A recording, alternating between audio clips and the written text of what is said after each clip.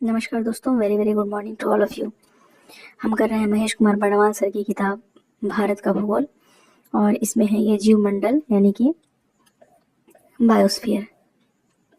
जीव मंडल से रिलेटेड ये कोई भी ऐसा एग्ज़ाम नहीं है जिसमें कि प्रश्न नहीं पूछा जाता हो। वो काफ़ी महत्वपूर्ण है और कम से कम 19-20 पेज का ये खुद चैप्टर है, अकेले काफ़ी बड़ा है, काफ़ी टाइम टेकिंग है इसको पढ़ना। लेकिन एक बार पढ़ने के बाद कोई भी प्रश्न ऐसा नहीं है जो इस चैप्टर से बाहर आता हो।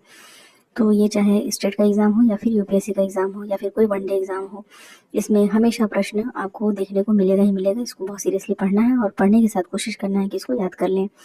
तो चलिए शुरू करते हैं। पृथ्वी पर सभी जीवित प्राणी तथा वे अजैविक घटक जिनसे कि इस जीवों की पारस्परिक क्रिया होती है मिलकर जीवमंडल की रचना करते हैं। तो बायोस्फीयर का क्या मतलब होता है? जितने भी जैव और अजैव दोनों घटक हैं जो कि पारस्परिक क्रिया करते हैं, मिलकर जीवमंडल की रचना करते हैं। जीवमंडल शब्द का सर्वप्रथम प्रयोग किसने किया था? एडवर्ड सुएज ने। अब इसको कैसे याद रखेंगे? कई बार तो ये शब्द ही आ जाता है, ये नाम ही आ जाता है।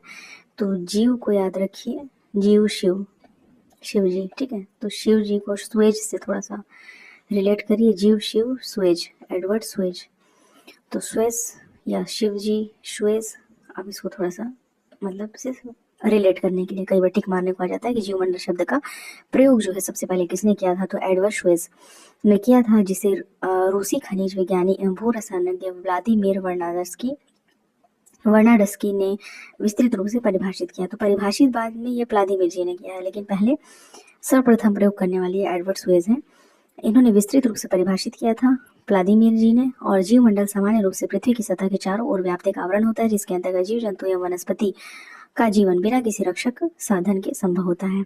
तो जीवमंडल पृथ्वी का वह भाग है जहाँ की इकोसिस्टम की क्रियाएं चलती हैं। जैसे जैव अजैव, हमने देखा कि जैव और अजैव दोनों ही जो घटक हैं आपस में पारस्परिक क्रिया करते हैं। तो कैसे क्रिया करेंगे? जैसे कि लैंड है या फिर वाटर है। तो यहाँ देखिए समुद्री मेराइन, जो मेराइन है, गैर समुद्री नॉन मेराइन, और स्थलीय यानी कि ओवरलैंड।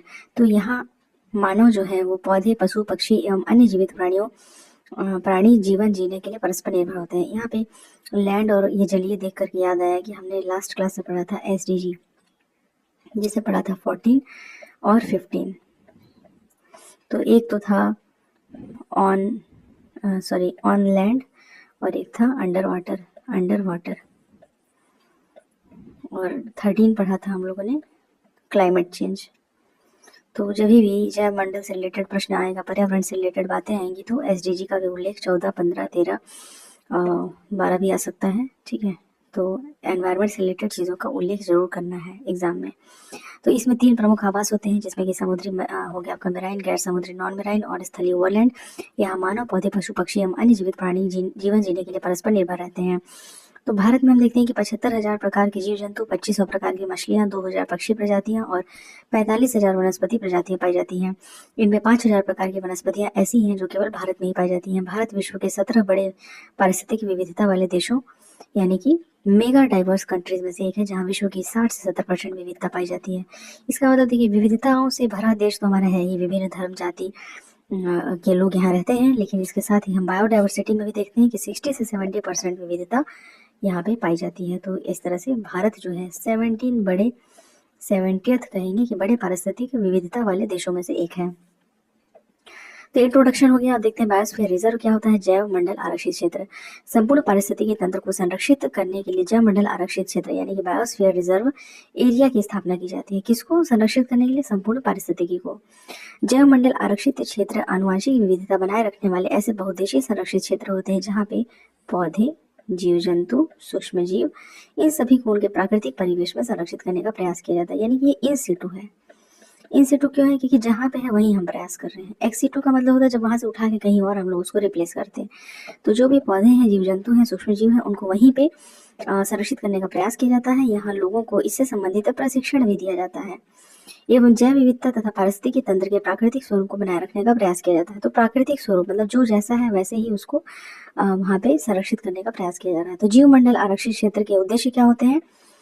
उद्देश्य क्या है? पौधे, जीव जंतुओं, सूक्ष्म जीवों की विविधता का दीर्घकालीन संरक्षण करना, जैव संसाधन का उचित प्रबंधन करना, शिक्षा, जागरूकता, प्रशिक्षण व शोध कार्य को प्रोत्साहन देना, जैव विविधता के क्षेत्र में अंतर्राष्ट्रीय सहयोग को प्राप्त करना। क्या क्या उद्देश्य है जीव मंडल मतलब बायोस्फीयर रिजर्व एरिया का। तो पहले तो संरक्षण, सबसे बड़ी बात होती है कि जो जिस रूप में है वहीं पे उसका संरक्षण कर देना। तो संरक्षण, दूसरा प्रबंधन, तीसरा प्रोत्साहन। किसको प्रोत्साहन देना है? जागरूकता, शिक्षा, शिक्षा जागरूकता को, प्रशिक्षण को और शोध कार्य में रिसर्च एंड डेवलपमेंट होता रहेगा, R&D होता रहेगा, तभी तो आगे भी कुछ संभावना बनी रहेगी। और इसमें अंतर्राष्ट्रीय सहयोग प्राप्त करना। तो संरक्षण, प्रबंधन, प्रोत्साहन और सहयोग, ठीक है, ये इसके उद्देश्य हैं। इसका वर्गीकरण कैसा किया गया? केंद्रीय क्षेत्र, बफर क्षेत्र और संक्रमण क्षेत्र। मतलब कि एक सेंटर कोर रीजन होता है, कोर रीजन जहाँ पे बहुत सारे लोगों को अनुमति नहीं होती है जाने की। एक होता है बफर रीजन, मतलब कि बफर में आ सकते हैं, जा सकते हैं। संक्रमण क्षेत्र, ट्रांजिशन जोन, जहाँ पे जा सकते हैं। तो ये फोटो में देखिए बनाया हुआ है। एम, एम क्या है? मॉनिटरिंग क्षेत्र, यहाँ से मॉनिटरिंग किया जा रहा है। आर, शोध एवं अनुसंधान क्षेत्र है, ये आर जो है शोध एवं अनुसंधान क्षेत्र है। ई क्या है?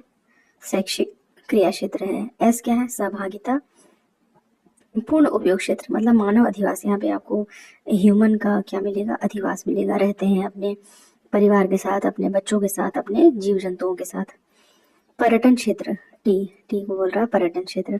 तो जैव मंडल आरक्षित क्षेत्र का आंतरिक विभाजन भी किया गया है कि इसमें एक मॉनिटरिंग सेंटर में एकदम मॉनिटरिंग क्षेत्र रहेगा, फिर रिसर्च भी होगा, एजुकेशन भी होगा, सहयोग सहभागिता भी होगी और ट्रांजिशन जोन भी रहेगा, पर्यटन क्षेत्र भी रहेगा। लेकिन इसके अलावा जो 3 भागों में बांटा गया है वो मेन होता है। एक होता है कोर जोन, ये वाला पूरा कोर जोन है, यहाँ पे जाना अलाउ नहीं रहता है।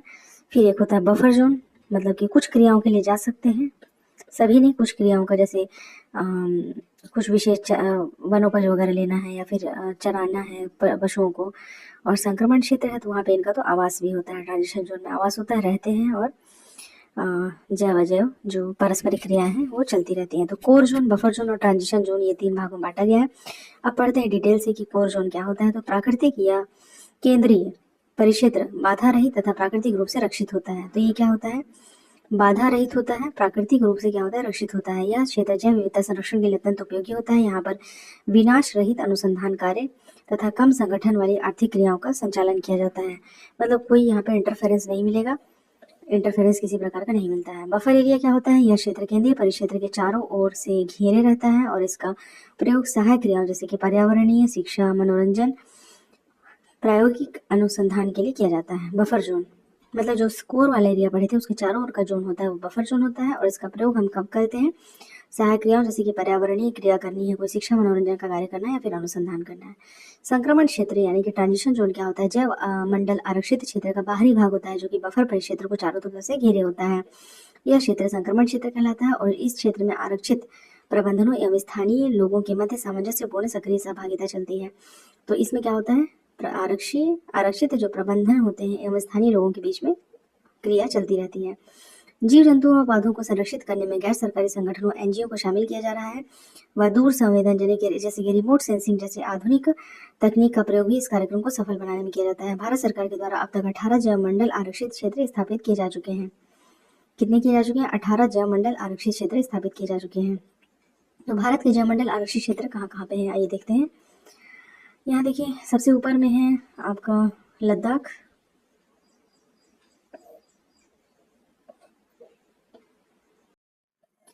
तो यहाँ पे देखिए लद्दाख से स्टार्ट करते हैं कि भारत का उत्तरतम देखा जाए, लद्दाख में तो नहीं है, हिमाचल प्रदेश में देखते हैं। हिमाचल प्रदेश में शीत मरुस्थल जो है, शीत मरुस्थल यहाँ का उत्तरतम बायोस्फीयर रिजर्व हो जाएगा। और जहाँ जहाँ पे यू लिखा हुआ है ये यूनेस्को के अंतर्गत, यू फॉर यूनेस्को, यूनेस्को के अंतर्गत जो रिजर्व किए गए हैं उनका नाम है। बाकी में नहीं है यू तो मतलब सिर्फ वो बायोस्फीयर रिजर्व है। कितने हैं? 18 हमारे कुल बायोस्फीयर रिजर्व है, जिसमें से 12 जो है वो यूनेस्को के अंतर्गत आते हैं। तो देख लेते हैं कौन कौन से हैं। सबसे बड़ा कौन सा है हमारे? तो भारत का सबसे बड़ा जैव मंडल क्षेत्र है हमारा कच्छ का रण, जो कि 12,454 वर्ग किलोमीटर में फैला हुआ है। इसकी स्थापना कब हुई थी? तो 1986 में हुई थी। 1986 में इसकी स्थापना हुई थी। सॉरी गलत है, ये 1986 में नहीं थी, ये जो है 2008 में हुआ था। 2008 में भारत का सबसे बड़ा जो है जैव मंडल आरक्षित क्षेत्र 2008 में इसकी स्थापना हुई थी और 12,454 वर्ग किलोमीटर को लेकर के ये पहला रैंक रखता है। दूसरा आपकी मन्नार की खाड़ी है जो कि तमिलनाडु और श्रीलंका के बीच में वहाँ पे है। तो एक बार देखते हैं इसको। ये देखिए मन्नार की खाड़ी 10,500 वर्ग किलोमीटर, 10,500 वर्ग किलोमीटर ये सेकंड है। ये कच्छ कारण हमारा फर्स्ट था। और तीसरे नंबर पे हम देखते हैं सुंदरवन। सुंदरवन है ये। तो फर्स्ट सेकंड थर्ड को याद रखना है। ऐसी सबसे छोटा में देखेंगे तो सबसे छोटा में ये देखिए आपका असम में होगा। असम, असम में एक 775 वर्ग किलोमीटर का है। क्या डिब्रूगढ़ सिखोई करके नाम है उसका। ये यहाँ पे सबसे छोटा है। अब देखिए भारत का प्रथम जलमंडल आरक्षित क्षेत्र जो है नीलगिरी है, जो कि 1986 में इसकी स्थापना की गई थी। नीलगिरी मन्नार की खाड़ी कब का है? 1989 का है। तो यहीं बगल में अगर हम लिख लेंगे कि कब कब स्थापना हुई है, तो जब भी रिवीजन करेंगे तो हमें सिर्फ ये मैप देखने की आवश्यकता पड़ेगी। तो महत्वपूर्ण यही है, सबसे बड़ा, सबसे छोटा, और फर्स्ट सेकंड थर्ड 3 नंबर तक याद रखना चाहिए। नंदा देवी, कंचनजंगा, दिहांग दिबांग, डिब्रू सेखोवा। हाँ ये देखिए 765 वाला यही था। डिब्रू सेखोवा 765, ये सबसे छोटा है, भारत का सबसे छोटा जलमंडल आरक्षित क्षेत्र है। उत्तरतम देखेंगे तो आपका कोल्ड डेजर्ट हो गया। सबसे बड़ा देखेंगे तो कच्छ करण हो गया। सबसे छोटा देखेंगे तो डिब्रू सेखोवा हो गया। और दक्षिणतम अगर हम जाते हैं, दक्षिणतम कौन है? तो ग्रेट निकोबार। ग्रेट निकोबार ये वाला 885 वर्ग किलोमीटर लेकर के ये सबसे दक्षिणतम है। मन्नार की खाड़ी सेकंड रैंक पे था। सबसे बड़ा था कच्छ करण, थर्ड पे था सुंदरवन। ये 3-4 चीज हमको याद रखना है। आइए अब चार्ट में से देख लेते हैं। चार्ट में हमको अच्छे से याद हो जाएगा। इसमें देखिए सबसे पहले स्थापना हुई थी नीलगिरी की 1986 में। तमिलनाडु, केरल और कर्नाटक, ये 3 राज्य का नाम हमेशा आता है कि नीलगिरी। हमको पता है कि जो ईस्टर्न घाट और वेस्टर्न घाट को मिलता है यहाँ पे नीलगिरी है। तो कर्नाटक, केरल और तमिलनाडु यहाँ पे जंक्शन पे है। 1986 याद रखना जरूरी है। फिर आते हैं नंदा देवी और नौकरेक, जो कि 1988। नंदा उत्तराखंड में है, नौकरेक मेघालय में है, 1988 में है बना था ये। फिर मन्नार की खाड़ी, सुंदरवन, मानस और ग्रेट निकोबार, ये चारों। मन्नार की खाड़ी सेकंड रैंक पे है 10,500 वर्ग किलोमीटर के साथ, तमिलनाडु में। तमिलनाडु और मतलब भारत और श्रीलंका के बीच मन्नार की खाड़ी का एक भाग है। सुंदरवन वेस्ट बंगाल में है, मानस असम में है, ग्रेट निकोबार अंडमान निकोबार में है। तो ये सभी हैं कितने? 1989 वाले। इससे पहले हमने 1986 पढ़ा नीलगिरी में और 1988 पढ़ा नंदा देवी नोकरेक। तो जब इस क्रम से पढ़ेंगे, पिक्टोरियल इमेज दिमाग में सेव हो जाता है हमारे। तो कभी एग्जाम में अगर कंफ्यूज भी हो रहे हो कि भाई 1980 वाले कौन से हैं, 2000 वाले कौन से हैं, तो हमको इतना याद आएगा कि ऊपर ऊपर में पढ़े थे नीलगिरी, नंदा देवी नौकरेक, तो ऊपर ऊपर में पढ़े थे मन्नार की खाड़ी, सुंदरवन, मानस, ग्रेट निकोबार। तो हमें याद आ जाएगा कि भाई इधर तो संभावना नहीं है कि सन 2000 के बाद का तो नीचे ही है। तो इस तरीके से आगे बढ़ते हैं। 1989 में मन्नार की खाड़ी, सुंदरवन, मानस हमने देखा। फिर 1994 में सिमलीपाल है। 1997 में डिब्रू सैखोवा है। इसको हमने पढ़ा था कि सबसे छोटा जलमंडल आरक्षित क्षेत्र है डिब्रू सैखोवा, 1997 में बना है। दिहांग दिबांग अरुणाचल प्रदेश में है। पचमढ़ी 1999 मध्य प्रदेश 1999 में। कंचनजंगा सिक्किम 2001 में देखिए अगस्त मलाई बना है, तमिलनाडु, केरल। अचानक अमरकंटक 2005 मध्य प्रदेश, छत्तीसगढ़ को मिलाकर के। कच्छ करण हमने पढ़ा था, ये सबसे बड़ा है, 2008 में बना है और सबसे बड़ा है। अमरकंटक 2005 का है। 2009 में हम देखते हैं हिमाचल प्रदेश का कोल्ड डेजर्ट हिमाचल प्रदेश का। शेषाचलम पहाड़ी आंध्र प्रदेश, पन्ना मध्य प्रदेश। तो क्षेत्रफल की दृष्टि से सबसे बड़ा हमने कच्छ करण को देखा, 12,456 वर्ग किलोमीटर, और डिब्रू सैखोवा सबसे छोटा 765 वर्ग किलोमीटर। तो इस तरीके से इसमें थोड़ा बहुत ईयर, जैसे कोल्ड डेजर्ट का ईयर हो गया, कच्छ करण सबसे बड़ा है उसका ईयर हमको याद होना चाहिए 2008।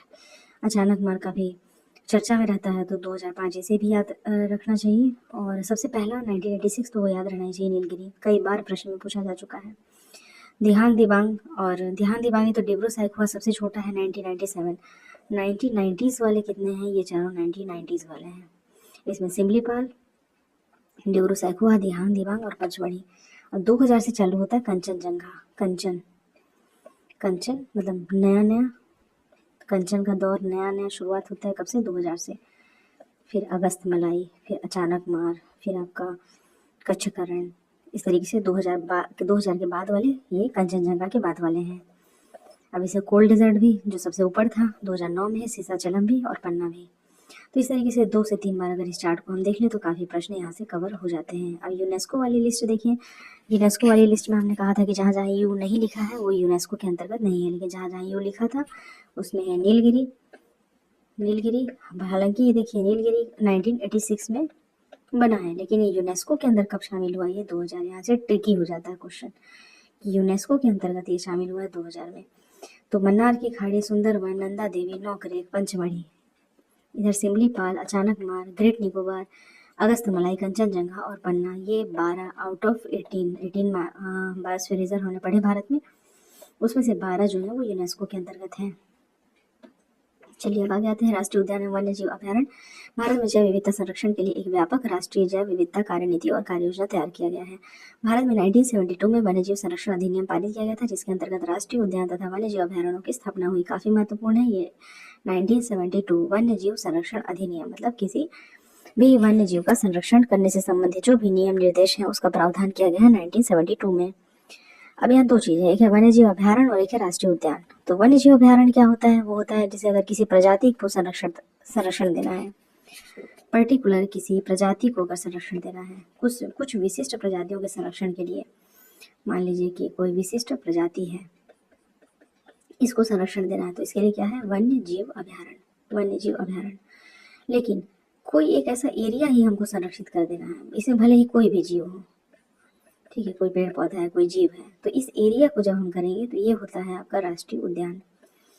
राष्ट्रीय उद्यान, तो यहाँ वन्य जीव के लिए, यहाँ राष्ट्रीय उद्यान के लिए, यहाँ प्रजाति का संरक्षण चल रहा है, यहाँ पे शरण स्थल का संरक्षण चल रहा है। तो स्थल का संरक्षण मतलब राष्ट्रीय उद्यान, प्रजाति का संरक्षण मतलब वन्य जीव अभ्यारण्य। तो हैबिटेट ओरिएंटेड होते हैं वन्य जीव अभ्यारण्य, राष्ट्रीय उद्यान, और यहाँ एक विशेष प्रकार के शरण क्षेत्र में रहने वाले सभी जीवों का संरक्षण किया जाता है। राष्ट्रीय उद्यान लद्दाख के लेह जनपद में स्थित है, जिसका नाम है हेमिस हाई। भारत का सबसे बड़ा कहा जाए, सबसे बड़ा लद्दाख का क्षेत्र देखेंगे बहुत बड़ा है, लेह जनपद में स्थित है और जिसका नाम हेमिस हाई है। और भारत का अगर पहला राष्ट्रीय उद्यान, कई बार प्रश्नों में पूछा जा चुका है, भारत का पहला राष्ट्रीय उद्यान हेली राष्ट्रीय उद्यान यानी हेली नेशनल पार्क है, जिसकी स्थापना वर्ष 1936 में हुई थी। इसी का दूसरा नाम क्या है? Jim Corbett national park. Jim Corbett national park इसी का नाम है। तो यहाँ से बहुत सारे फैक्ट्स क्लियर होते हैं। वन्य जीव अभ्यारण्य क्या होता है, राष्ट्रीय उद्यान क्या होता है, सबसे बड़ा कहाँ है, लद्दाख लेह में है, हेमिस हाई नाम है इसका, हाई रीजन पे, ऊंचाई पे है इसलिए। हेली नेशनल पार्क जो है, हेली, ये है आपका जिम कॉर्बेट जिसे कहा जाता है। कब हुआ था? 1936 में, आज़ादी के भी पहले की बात है, 1936 में, इसलिए नाम भी देखिए हेली नेशनल पार्क है। तो राष्ट्रीय उद्यान देखिए यहाँ पे संख्या दिया है 106 है, वन्य जीव अभ्यारण्य 565 है, संरक्षण रिजर्व देखेंगे तो 100 है और सामुदायिक रिजर्व 219 है। इस तरह से कुल आरक्षित क्षेत्र 990 बताता है। आते हैं यहाँ पे जिम कॉर्बेट हम देख चुके थे नेशनल पार्क। देश के सर्वाधिक वन्य जीव अभ्यारण्य जो है हमारे अंडमान निकोबार में 96 है। देश का सबसे ज्यादा वन्य जीव अभ्यारण्य कहाँ पे है? अंडमान निकोबार में 96। कुछ अन्य महत्वपूर्ण राष्ट्रीय पार्क और अभ्यारण्य देखते हैं। केबुल लामजाओ राष्ट्रीय उद्यान, मणिपुर, हमेशा ये पूरा लिस्ट हमको याद होना चाहिए एकदम नाम टू नाम। केबुल लामजाओ कहाँ पे है? मणिपुर में है, मणिपुर। लाओ खोआ वन्य जीव अभ्यारण्य असम में है। ग्रेट इंडियन बस्टर्ड अभ्यारण्य महाराष्ट्र में है। सबरीमाला नेशनल पार्क केरल में है। Silent valley national park Kerala में है। घाट प्रभा अभ्यारण्य कर्नाटक में है, Ghataprabha. Hemis high altitude national park Ladakh में है, लद्दाख में है। Marine national park Andaman Nicobar में है। Saddle peak national park Andaman में है। गौतम बुद्ध वन्यजीव अभ्यारण्य गया बिहार में है। इसमें याद कैसे करेंगे? साइलेंट वैली सबको याद रहता है, साइलेंट वैली केरल में है। सबरीमाला मंदिर है, सबरीमाला मंदिर के नाम से सबरीमाला नेशनल पार्क केरल, इसमें कोई कंफ्यूजन नहीं है।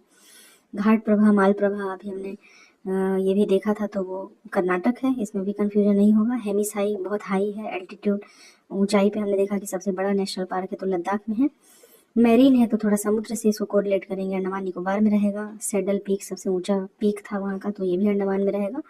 गौतम बुद्ध वन्यजीव अभ्यारण्य गया बिहार, याद रखिएगा गौतम बुद्ध जो है वहाँ से रिलेट करना है इसको। ग्रेट इंडियन बस्टर्ड अभ्यारण्य महाराष्ट्र, ग्रेट इंडियन बस्टर्ड अभ्यारण्य महाराष्ट्र। लाओखुआ असम, लाओखुआ वन्यजीव अभ्यारण्य असम, असम। अब इसमें कुछ याद करने का नहीं आ रहा, लेकिन फनी है कि जब भी खोआ का वितरण किया जाता है तो सब बोलते हैं कि समान रूप से सबको बांटना है, असम नहीं बांटना है, असम। समानता से सबको बराबर बराबर लाओ खोआ बांटे, कैसे बांटे? सबको बराबर बराबर, असम नहीं होना चाहिए। केबुल लामजाओ मणि, मणि, मणि के चक्कर में मत पड़ो, नहीं तो कौन जानता है कि भूल जाओगे। केबुल लामजाओ, ठीक है, केबुल लामजाओ मतलब भूल जाओगे। कौन जानता है, भूल जाओगे, मणि के चक्कर में नहीं रहना। तो केबुल नाम जाओ मणिपुर में है, लाओ खोआ बांटते हैं Assam.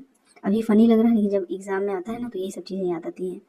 Great Indian bustard Maharashtra में, सबरीमाला साइलेंट वैली याद है, घाट प्रभा हो गया, हेमिसाई हो गया, मैरीन हो गया, सैडल पीक हो गया, गौतम बुद्ध हो गया। कुछ विशिष्ट जीवों से संबंधित अभ्यारण्य है, इसको देख लेते हैं। कच्छ का छोटा रण जंगली गधा के लिए बहुत बार प्रश्न में आ चुका है, ठीक है, बहुत बार।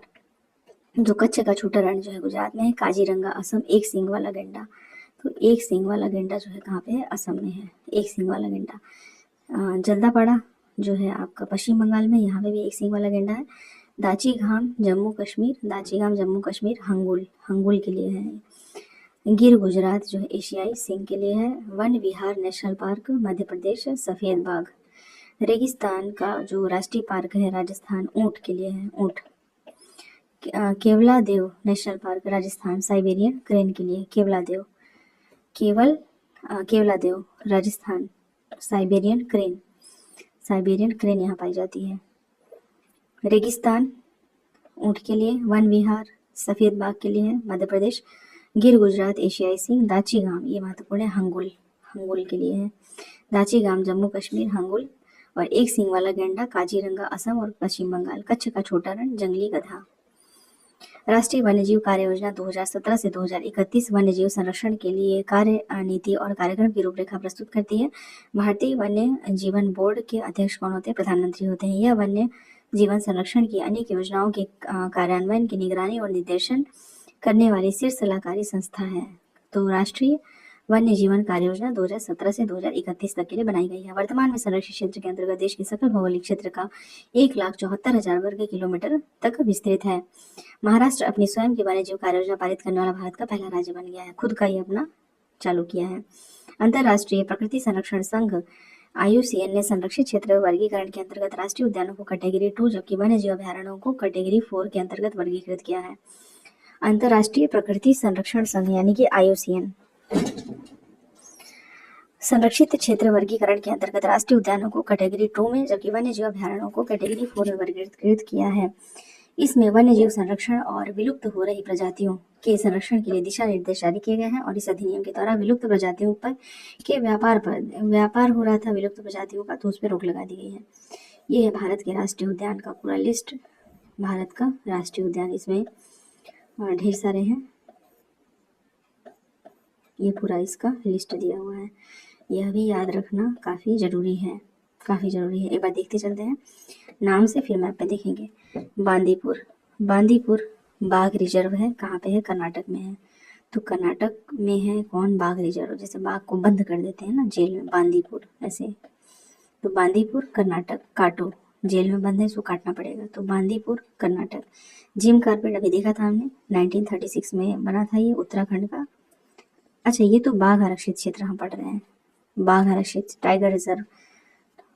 जिम कार्बेट में देखिए 1973, क्योंकि 72 में ही आई थी योजना, तो 73-74 में हमने उत्तराखंड में बना दिया। संरक्षित क्षेत्र अधिसूचना वर्ष है और ये बाघ रिजर्व का मतलब कब उसको बाघ रिजर्व बनाया गया, तो जिम कार्बेट को भी बनाते बनाते काफ़ी समय लग गया था, 2010 में बनाया गया था बाघ रिजर्व।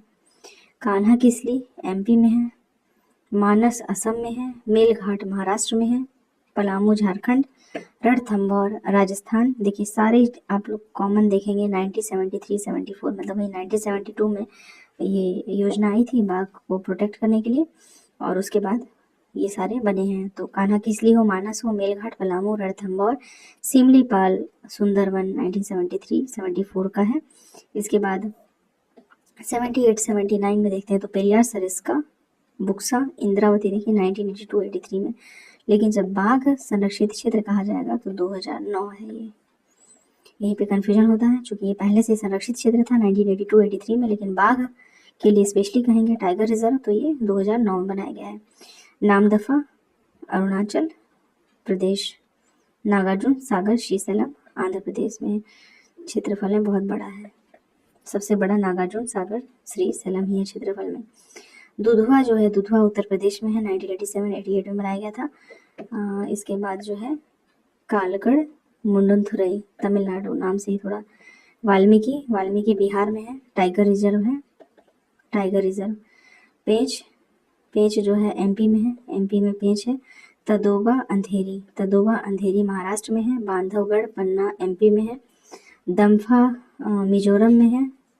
भद्रा कर्नाटक में है। पेंच महाराष्ट्र में भी दिखता है, एमपी में भी दिखता है। पक्के अरुणाचल प्रदेश में है। नमेरी असम में है।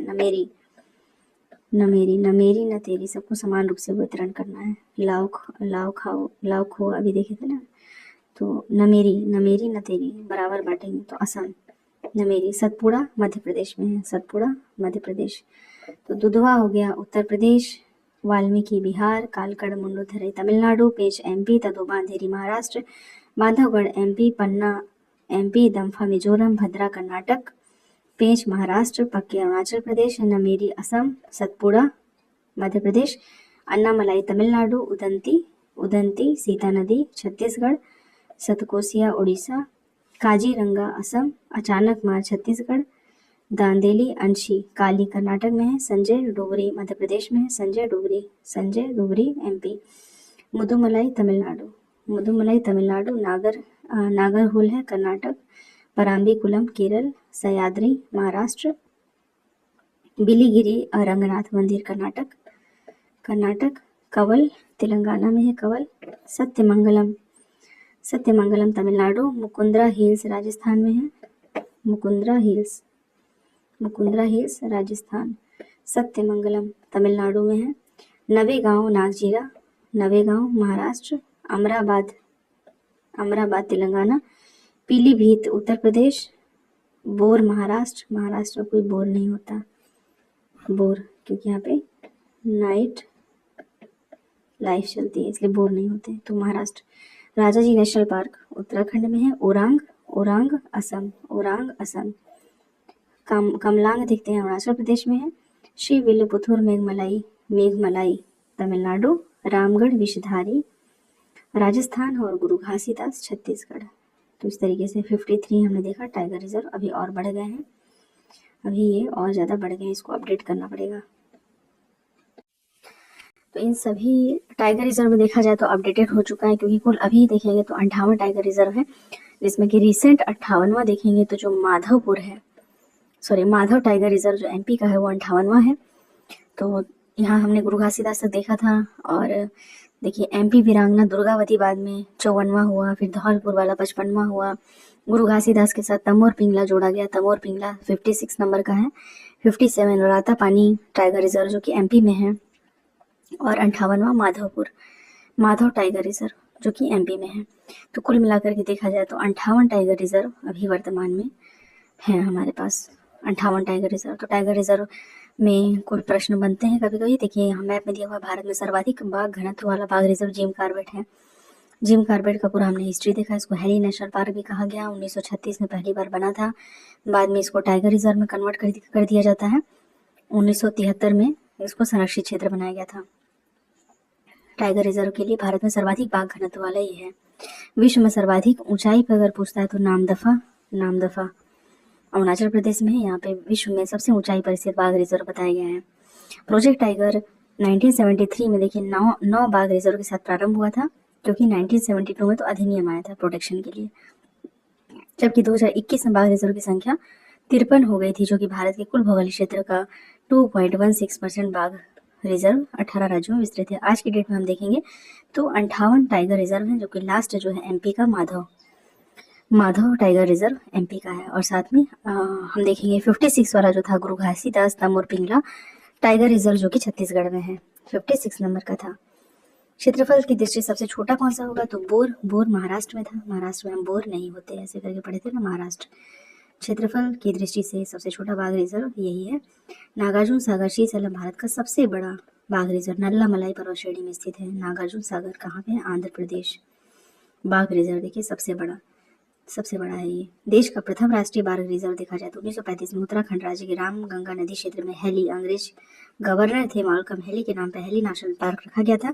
स्वतंत्रता के पश्चात इसका नाम कर दिया गया था रामगंगा नेशनल पार्क। प्रसिद्ध शिकारी जिम कॉर्बेट के नाम पर 1957 में नया नामकरण जिम कॉर्बेट का पूरा नाम जेम्स एडवर्ड कॉर्बेट था। भारत का दक्षिणतम देखा जाएगी बाघ रिजर्व कौन सा है, तो कालकड़ मुंडुथुरई तमिलनाडु में है। कालकड़ मुंडुथुरई ये है तमिलनाडु में, ये सबसे दक्षिणतम है हमारा। इस तरीके से 58 कुल टाइगर रिजर्व है, जो कि मैप में दिया हुआ है, ये लिस्ट में भी दिया हुआ है। 3-4 बार पढ़ने से ये एक बार दिमाग में आ जाएगा कि कौन सा कहाँ पे है। टाइगर रिजर्व से प्रश्न पूछे जाते हैं, इसमें कोई संदेह नहीं है। तो एक बार देख लेते हैं। एनिमल प्लेनेट के द्वारा किए गए सर्वे के अनुसार बाघ विश्व का सबसे पसंदीदा जानवर है। 1969 में अंतर्राष्ट्रीय प्रकृति संघ international union for conservation of nature IUCN के 10वें अधिवेशन में यह निर्णय लिया गया था कि बाघों को संपूर्ण सुरक्षा दी जाए। तो वन्य जीव संरक्षण अधिनियम आता है 1972 में। मोस्ट ऑफ द देखते हैं कि 1972 के बाद 9 टाइगर रिजर्व बनाए गए थे। तो भारत में मध्य प्रदेश को टाइगर राज्य के नाम से जाना जाता है, क्योंकि यहाँ सर्वाधिक संख्या में बाघ पाए जाते हैं। अखिल भारतीय बाघ अनुमान रिपोर्ट के अनुसार यह भी हमको नया देखना पड़ेगा कि टोटल अभी कितने हैं। वन विहार नेशनल पार्क में सफेद बाघ का संरक्षण दिया जा रहा है, जिसका उद्देश्य आम लोगों के में वन्य प्राणियों के लिए स्नेह और जागरूकता बढ़ाना है। इस राष्ट्रीय उद्यान में वन्य प्राणियों को गोद लेने की योजना भी है और मध्य प्रदेश के राष्ट्रीय उद्यानों में प्रतिवर्ष मोगली महोत्सव नवंबर माह में मनाया जाता है। मोगली महोत्सव तो प्रकृति से जुड़ाव, स्नेह, अपनत्व की भावना के लिए 2010 को भारत सरकार के द्वारा बाघ वर्ष के रूप में भी मनाया गया था, 2010 को। तो वर्तमान में जो हमारे राज्य हैं, हम देखते हैं कि 58 जो है बाघ आरक्षित क्षेत्र है, और लास्ट जो हम देखते हैं माधव था। सबसे बड़ा कौन सा है? नल्ला मलाई, जो कि नागार्जुन सागर श्रीशैलम है सबसे बड़ा। सबसे छोटा बोर महाराष्ट्र वाला है। नामदफा सबसे ऊंचाई पर है। कालकड़ मुन्नथरई तमिलनाडु हमने देखा था क्षीणता में, और जिम कार्बेट सर्वाधिक बाघ घनत्व वाला आरक्षित क्षेत्र है। सब हमने मैप में पढ़ लिया है। इससे बस एक चीज अभी कि वर्तमान की रिपोर्ट के अनुसार बाघों की संख्या कितनी है। तो अभी नवीनतम रिपोर्ट के हिसाब से जो बता रहा है संख्या 3682 बाघ हैं भारत में, जिसमें जिम कार्बेट में सर्वाधिक बाघ घनत्व है। अभी भी 3682 को हमको याद रखना होगा, लगभग 3500। तो इतने बाघ अभी हमारे पास हैं। अब ये वाला मैप एक बार देख लेते हैं, इसको हम स्किप कर दिए थे। राष्ट्रीय उद्यान, हमारे भारत के राष्ट्रीय उद्यान, तो ऊपर से स्टार्ट करते हैं। कभी कभी नाम आ जाता है कि कहाँ पे है बताइए। तो लद्दाख देखिए, हेमिस क्योंकि ये हाई पे था, ऊंचाई पे, हेमिस लद्दाख। हिमाचल प्रदेश में देखते हैं, हिमाचल प्रदेश से पहले जम्मू कश्मीर देख लेते हैं। जम्मू कश्मीर में सिटी फॉरेस्ट सलीम अली पक्षी के लिए भी फेमस है। दाचीगम देखिए, दाचीगम, किश्तवाड़, काजीनाग। तो जम्मू कश्मीर में 4 है कुल मिलाकर के इस एरिया में नेशनल पार्क, जो है दाचीगम, किश्तवाड़, काजीनाग और सिटी फॉरेस्ट सलीम अली। अब देखते हैं हिमाचल प्रदेश में वृहद हिमालय, इंदर किला, पिन घाटी, सिम बालबारा और खीर गंगा। नाम थोड़ा सा हमको रिलेट करना पड़ेगा। हिमाचल प्रदेश है तो मान लीजिए कोई हिम का टुकड़ा है, उसमें हमने क्या कर दिया, पिन कर दिया। तो पिन वैली नेशनल पार्क हो गया। सिम बालबारा, सिम को भी हम मोबाइल में ऐसे ही पिन से डालते हैं, सिम। तो सिम बालबारा भी यहीं से आ गया। तो ये सिम वाला याद आ गया, पिन वाला याद आ गया। अब क्या है, इंदुर किला। वृहद हिमालय भी याद आ जाए, हिमाचल है। खीर गंगा। तो सिम जो है डाल दिए हैं हम मोबाइल में पिन के माध्यम से। फिर खीर गंगा को भी रिलेट करना यहीं से, इतना सब करके खीर खाने बैठे। ऐसा कौन? इंदू के पास था ये सिम, या इंदू का ये मोबाइल है। तो इंदुर किला, खीर गंगा, पिन घाटी, सिम बालबारा, ये सब एक ही स्टेट से रिलेटेड है, हिमाचल प्रदेश से। फिर देखते हैं हम राजस्थान का याद हो जाएगा आसानी से, होप सो। मुकुंदरा हिल्स है, डेजर्ट है, केवला देव, घाना, रणथंभौर, सरिस्का। बिल्कुल आसान था, सब सुना पढ़ा है। सरिस्का भी याद रहता है, रणथंभौर नाम से ही पता चल रहा है, केवला देव, घाना डेजर्ट है ही है, और मुकुंदरा हिल्स कहाँ पे है? सब राजस्थान में है, एकदम आसान था। हरियाणा देखिए, कालेसर और सुल्तानपुर। हरियाणा हरा नहीं है, क्या है? काला है। हरा नहीं है, क्या है? काला है। कालीबंगा। तो हरा नहीं है, काला है, कालेसर, सुल्तानपुर भी हरियाणा में है। फिर उत्तराखंड में देखिए सबसे ज्यादा है, जिम कार्बेट याद रहता है, गंगोत्री याद रहता है, गंगोत्री गोविंद पशु विहार, नंदा देवी, राजाजी फूलों की घाटी, ये भी याद रहेगा। बिहार का वाल्मीकि है, सिक्किम का कंचनजंगा है, कोई दिक्कत नहीं है। मेघालय में है बालाफकरम और नौकरेक तो याद रहता है, मेघालय।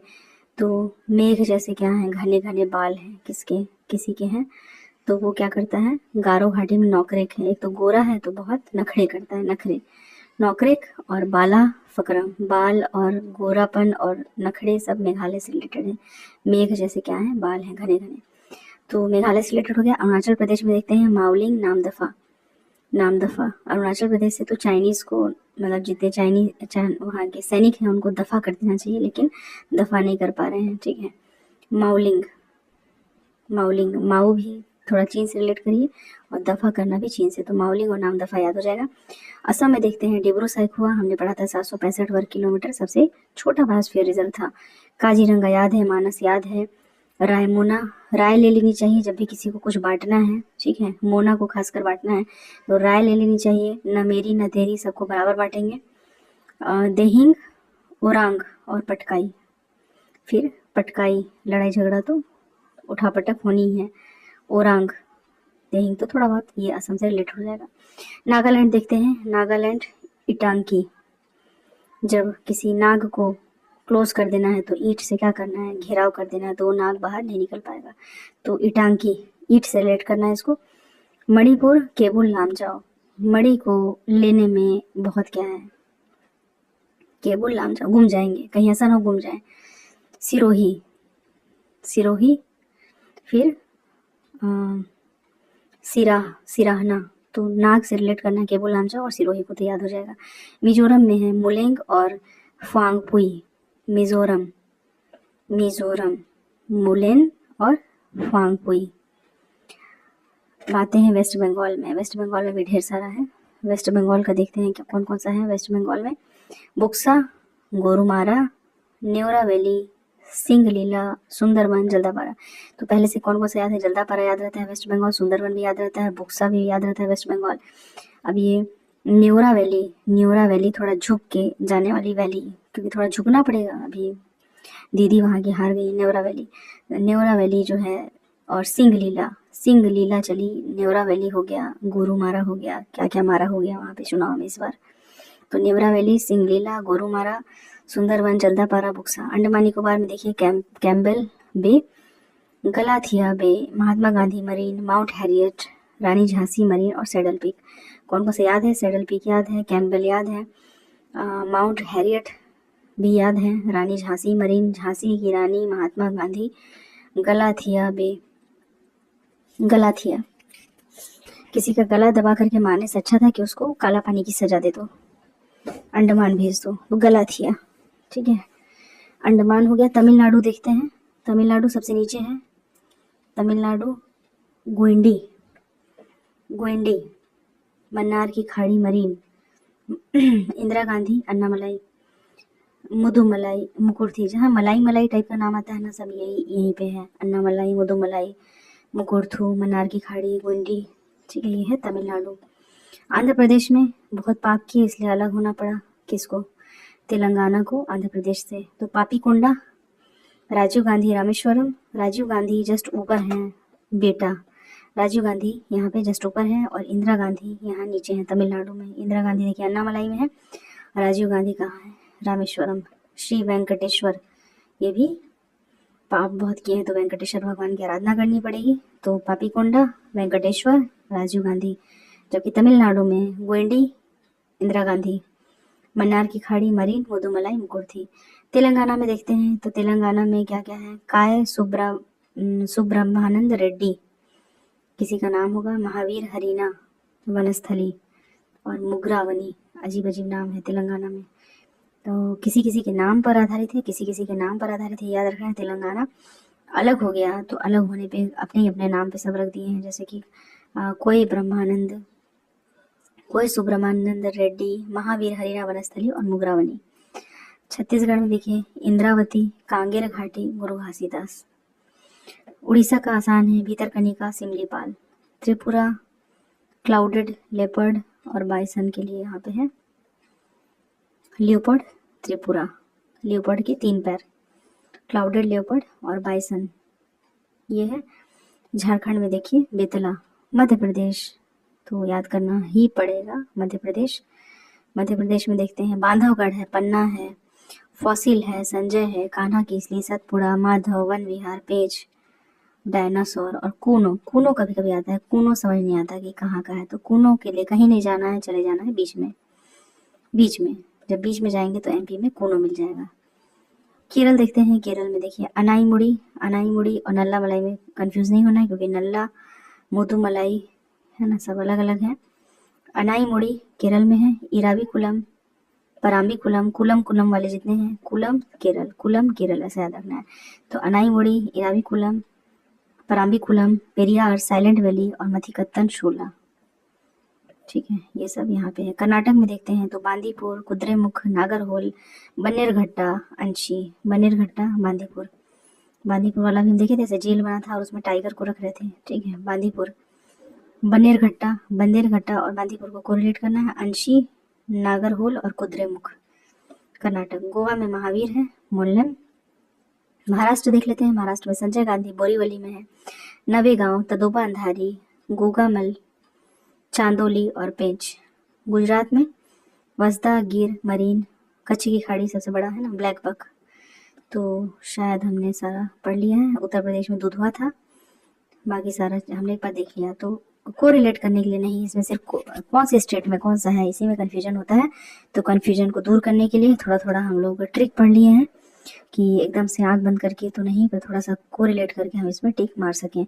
तो क्या क्या पढ़ा अभी तक हमने? ठीक है, हमने स्टार्ट किया था जीवमंडल, शिव जी से जीव शिव, एडवर्स वेज से यहाँ से स्टार्ट किया था। Core, buffer zone, transition area ये सब पढ़ लिया था। जयमंडल जहाँ जहाँ यू लगा है वो यूनेस्को के अंतर्गत है, और बाकी जो यू नहीं लगा है वो नॉर्मल हमारे 18 बायोस्फीयर रिजर्व है। सबसे बड़ा कच्चीकरण मन्नार की खाड़ी, सुंदरबन देखा था। सबसे छोटा हमने देखा था किसको? डिब्रू सैखोवा को, 765। ये पूरी लिस्ट पढ़ ली। इसके बाद यूनेस्को वाला लिस्ट पढ़ा। फिर इधर ये सबसे इम्पोर्टेंट अभ्यारण्य, पार्क अभ्यारण्य, कुछ विशिष्ट जीवों से संबंधित जो था वो सब देखे हैं हम लोग। सींग कहाँ का है, ऊँट कहाँ का है, सफ़ेद बाघ कहाँ का है।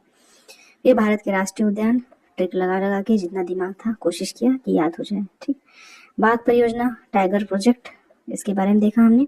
स्पेशली कहाँ कहाँ है, पूरा एक एक नाम पढ़े हैं और उसको याद करने की कोशिश किए हैं।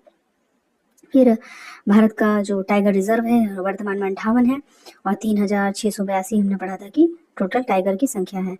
दक्षिणतम कौन सा है, ऊंचाई पे कौन सा है, ये भी हमने देखा है। अब हम पढ़ेंगे state of tigers in India. काफ़ी बड़ा ये चैप्टर है, तो धैर्यपूर्वक पढ़ते चलना है। State of tigers in India 2018 की बात है। बाघ सर्वेक्षण के प्रयास के लिए हमने क्या क्या किया उसके बारे में बताया है। राष्ट्रीय बाघ संरक्षण प्राधिकरण बनाया गया था, और जो कि प्रत्येक 4 वर्ष के अंतराल में बाघों की स्थिति एवं उसके प्राकृतिक आवास का आकलन करेगा। 2005 में देखिए टाइगर टास्क फोर्स भी बनाया गया था, और इस वैज्ञानिक कार्यप्रणाली के आधार पर बाघों का राष्ट्रीय मतलब बाघों की जनसंख्या भी हम क्या करते हैं, काउंट करते हैं। तो अभी की स्थिति में हमने क्या देखा था, अभी जस्ट देखा था 3682, 3000 क्यों नहीं आ रहा, 3682 काउंट किया था अभी कि इतने कुल अभी टाइगर हैं। और सबसे ज़्यादा घनत्व कहाँ है, तो जिम कॉर्बेट में है। राष्ट्रीय बाघ संरक्षण प्राधिकरण देखें तो 4 सितंबर 2006 में राष्ट्रीय बाघ संरक्षण प्राधिकरण का उद्देश्य बाघ रिजर्व प्रबंधन में सामान्य मानकों को सुनिश्चित करना, विशेष बाघ संरक्षण योजना तैयार करना और संसद में वार्षिक लेखा रिपोर्ट पेश करना है। प्राधिकरण को यह अधिकार है कि वह राज्य सरकार के द्वारा तैयार की गई बाघ संरक्षण की योजनाओं को मंजूरी दे सके। तो यहाँ पे देखते हैं कि बाघ संरक्षण के लिए काफ़ी कार्य किए गए हैं, और बाघ संरक्षण में स्थानीय लोगों को भी संबद्ध किया गया है। तो अवैध व्यापार को रोकने के लिए 6 जून 2007 में एक बहुउद्देशीय बाघ एवं अन्य संकटापन्न प्रजाति अपराध नियंत्रण वन्य जीवन अपराध नियंत्रण ब्यूरो गठित किया गया है। Conservation assured tiger standards, conservation assured tiger standard, यह विभिन्न मानदंडों का एक समुच्चय है जिसके माध्यम से बाघ आरक्षित क्षेत्रों में परखा जाता है कि क्या उनके प्रबंधन से बाघों का सफल संरक्षण संभव हुआ है। तो इसे टाइगर रेंज देशों द्वारा एक मान्यता प्राप्त उपकरण के रूप में स्वीकार किया गया है तथा बाघ व संरक्षित क्षेत्र के विशेषज्ञों के द्वारा विकसित किया गया है। यह बाघ संरक्षण में संलग्न किसी भी क्षेत्र स्थल के लिए एक स्वैच्छिक एवं स्वतंत्र योजना है, और इसे आधिकारिक रूप से वर्ष 2013 में जारी किया गया था। ग्लोबल टाइगर फोरम GTF और world wide fund for India WWF Bharat में CATS मूल्यांकन हेतु राष्ट्रीय बाघ संरक्षण प्राधिकरण NTCA के 2 कार्यान्वयन भागीदार हैं। वर्ष 2021 में भारत के 14 बाघ आरक्षित क्षेत्रों को वैश्विक CATS की मान्यता दी गई है। तो ये क्या है, CATS क्या है? मूल्यांकन के लिए राष्ट्रीय बाघ संरक्षण जो प्राधिकरण था NTCA के ये भागीदार होते हैं। तो इसमें कौन कौन सा देखिए, मुदुमलाई, अन्नामलाई, मलाई मलाई वाला क्या था, तमिलनाडु। बांदीपुर कर्नाटक, परम्बिकुलम, कुलम कुलम वाला केरल था। पेंच देखिए महाराष्ट्र, सतपुड़ा, कान्हा, पन्ना, ये तो याद ही रहता है। दुधवा उत्तर प्रदेश, वाल्मीकि बिहार, सुंदरवन, मानस, काजीरंगा, ओरांग, ये 14 बाघ आरक्षित क्षेत्र हैं जिसको CATS के द्वारा मान्यता दी गई है। इसके पूर्व भारत में 3 अन्य स्थल जैसे कि लैंसडाउन वन प्रभाग, रामनगर वन प्रभाग और 24 परगना कहाँ मिलेगा आपको, पश्चिम बंगाल में। इससे पहले इनको भी मान्यता दी गई है। टाइगर मैन ऑफ इंडिया कौन है, यह है कैलाश सांखला जो कि राजस्थान के हैं। ये टाइगर मैन ऑफ इंडिया के नाम से इनको जाना जाता है। 1973 में शुरू किए गए प्रोजेक्ट टाइगर का नेतृत्व कैलाश सांखला जी ने ही किया था। भारत का प्रथम डुगोंग संरक्षण रिजर्व तमिलनाडु सरकार ने पाक खाड़ी, जो पाक बे है, पाक स्ट्रेट होता है ना बीच में, श्रीलंका और तमिलनाडु के बीच में, तो वहीं पे डुगोंग के लिए भारत पहले संरक्षण रिजर्व की स्थापना करने का निर्णय लिया है। समुद्री गाय भी इसको कहा जाता है, सी काऊ। ये क्या है, शाकाहारी है, शाकाहारी स्तनपायी है, एकमात्र मौजूदा प्रजाति है सी काऊ। तो इसके लिए बनाया गया है और 4 जीवित प्रजातियों में से एक है जिसकी आयु लगभग 25 वर्ष होती है, सिरेनिया श्रेणी की। तो इसके लिए हमने संरक्षण क्षेत्र बनाया है। वन्य जीव संरक्षण अधिनियम 1972 के अंतर्गत अनुसूची 1, जबकि IUCN की रेड लिस्ट में संवेदनशील है, वल्नरेबल है, वल्नरेबल के रूप में सूचीबद्ध है। भारत में केवल मन्नार की खाड़ी, अंडमान निकोबार द्वीप समूह और कच्छ की खाड़ी के क्षेत्र में ये पाया जाता है। बहुत ही ज्यादा महत्वपूर्ण है। डुगोंग क्या होता है, सी काऊ है, सी काऊ है मतलब मैमल्स है, स्तनपायी है। और वन्य जीव संरक्षण अधिनियम जो 1972 है, इसके अंतर्गत अनुसूची 1 में इसको रखा गया है। और जो IUCN का रेड लिस्ट है उसमें ये वल्नरेबल है, मतलब संवेदनशील है। कहाँ कहाँ है, मन्नार की खाड़ी में, अंडमान निकोबार में और कच्छ की खाड़ी में। अन्य देखते हैं, अन्य प्रभावी क्षेत्र आधारित संरक्षण उपाय स्थल कौन कौन से हैं। गुरुग्राम हरियाणा में देखिए अरावली जैव विविधता पार्क, बहुत ही ज्यादा चर्चा में रहा है, कौन, अरावली रेंज। यहाँ पे जैव विविधता के संरक्षण के लिए काफी लड़ाई भी लड़ी गई और हाई कोर्ट, सुप्रीम कोर्ट में क्या क्या निर्णय हुए हैं इससे आप लोग अपडेटेड होंगे। तो भारत का प्रथम OECM स्थल इसको घोषित किया गया। कार्बन सिंक की भांति ये कार्य करता है और विभिन्न अध्ययनों को संचालित करने का एक समृद्ध स्थल है। तो इतना ज्यादा इंपॉर्टेंट स्थल था ये। इसके बाद हमको अरावली की रक्षा तो करनी ही चाहिए।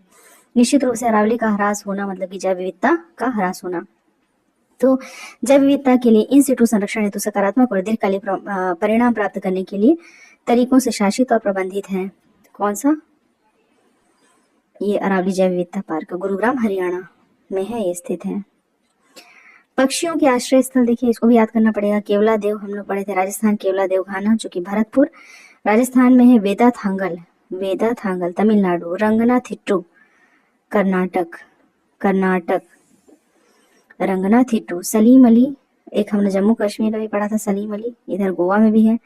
नल सरोवर गुजरात, सुल्तानपुर हरियाणा में है। ओखला पक्षी अभ्यारण्य दिल्ली में है।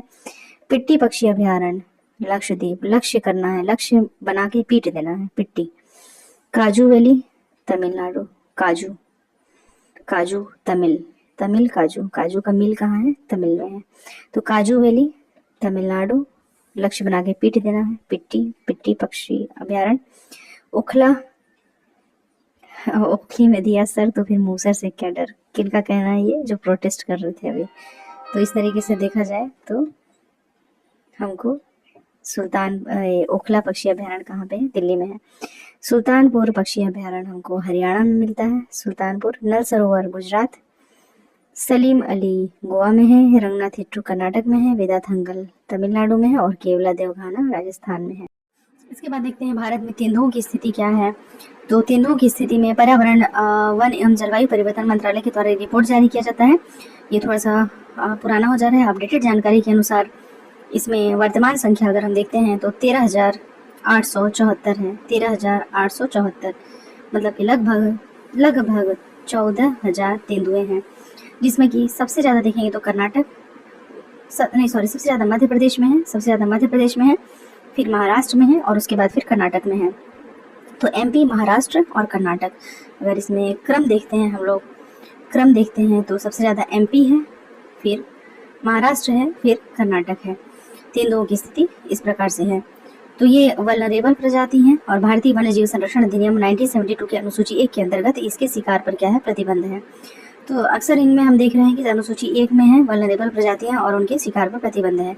हाथी संरक्षण परियोजना देखते हैं तो हाथी प्राकृतिक आवास जो इनके होते हैं दीर्घकालीन जीवन सुनिश्चित करने के लिए पर्याप्त संख्या में हाथियों की आबादी रखने वाले राज्यों में 1992 में गज तमे नामक हाथी संरक्षण परियोजना चलाई गई थी, जिसका शुभारंभ झारखंड के सिवभूमि से किया गया था। वर्तमान में 16 राज्यों में चल रही है। हाथियों की संख्या बढ़ाने के लिए मानव हाथी संघर्ष को रोकने के प्रयासों पर बल दिया जा रहा है। मेंस में एक बार प्रश्न आया था कि हाथी अगर जो मानव हाथी संघर्ष हो रहा है उसको रोकने के लिए क्या किया जा सकता है।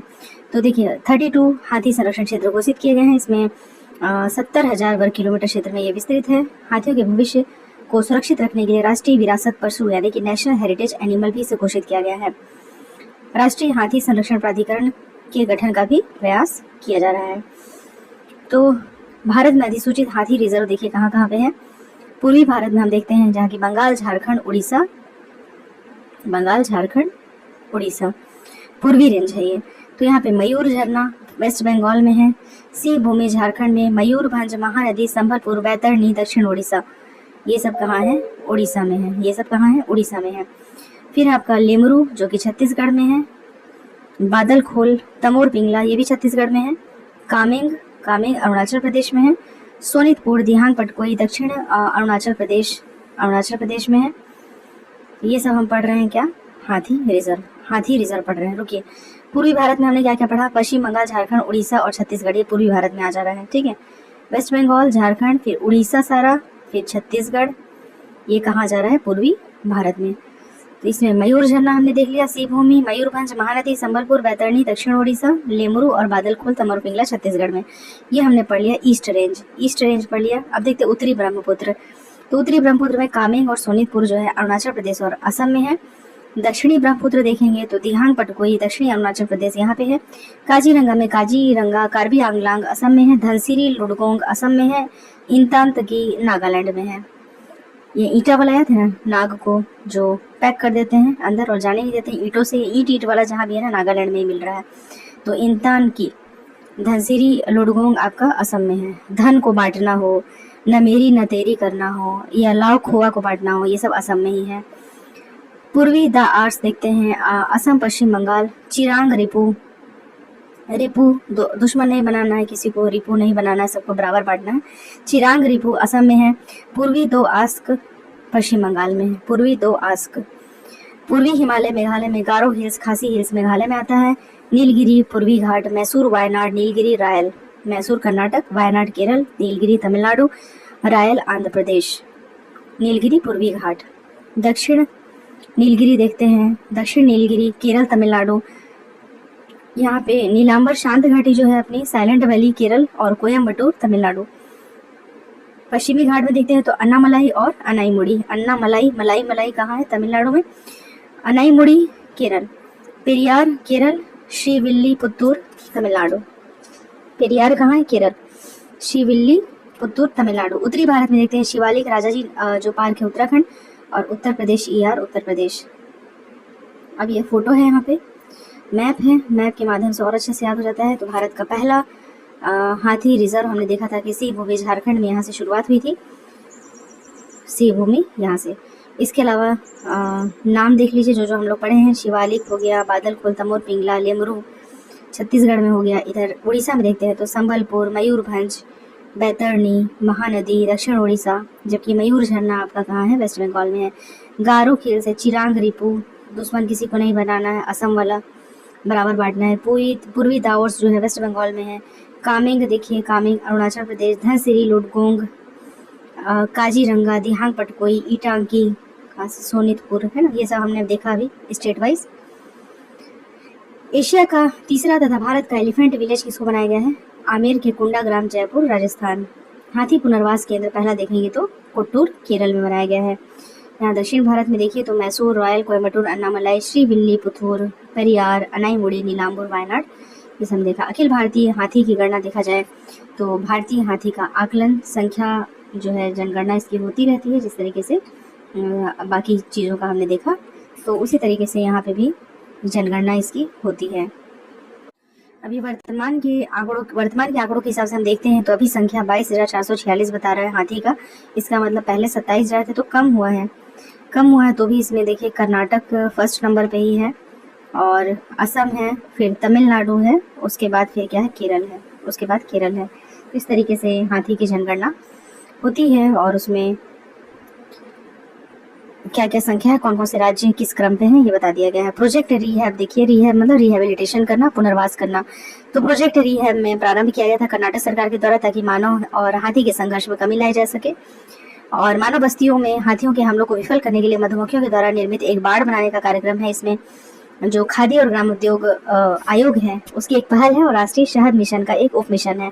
जब भी प्रश्न आता है कि किस प्रकार से इस संघर्ष को कम किया जाए, तो उसमें आप प्रोजेक्ट रिहैब का उल्लेख कर सकते हैं। मगरमच्छ संरक्षण परियोजना देखिए, वर्ष 1974 में मगरमच्छ संरक्षण परियोजना शुरुआत की गई थी। इस परियोजना के अंतर्गत 1978 तक कुल 16 मगरमच्छ प्रजनन केंद्र स्थापित किए गए थे। अब देखिए आएगा तो सब बहुत सारा, फिर ना वो डेट में कंफ्यूजन हो जाता है कि 1974। तो मगरमच्छ का अगर आप डायग्राम याद करेंगे तो इसके 4 पैर होते हैं, 2 आगे 2 पीछे, और धीरे धीरे करके वो चलता है। तो इस 4 को 74 को यहाँ से कोरिलेट करिए, बाकी तो आपको 1972 में वन्यजीव आया संरक्षण, फिर 74 में मगरमच्छ आता है। ऐसे पूरा आपको तेंदुए का, बाघ का सब याद रखना पड़ेगा। तो 4 से कोरिलेट कर लेंगे मगरमच्छ को, तो 1974 याद रहेगा। 16 मगरमच्छ प्रजनन केंद्र स्थापित किए गए हैं और मगरमच्छ अभ्यारण्यों में सर्वाधिक संख्या आंध्र प्रदेश में है।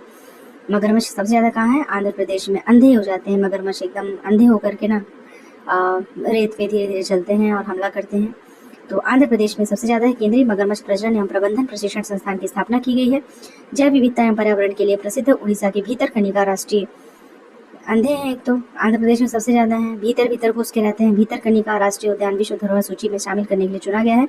देश का सबसे बड़ा मैंग्रोव क्षेत्र में अवस्थित है। इस राष्ट्रीय उद्यान में खारे पानी में रहने वाले मगरमच्छों की संख्या सर्वाधिक है। तो भीतरकनिका को याद रखना है कि भीतरकनिका जो राष्ट्रीय उद्यान है वो किससे रिलेटेड है? मगरमच्छ से।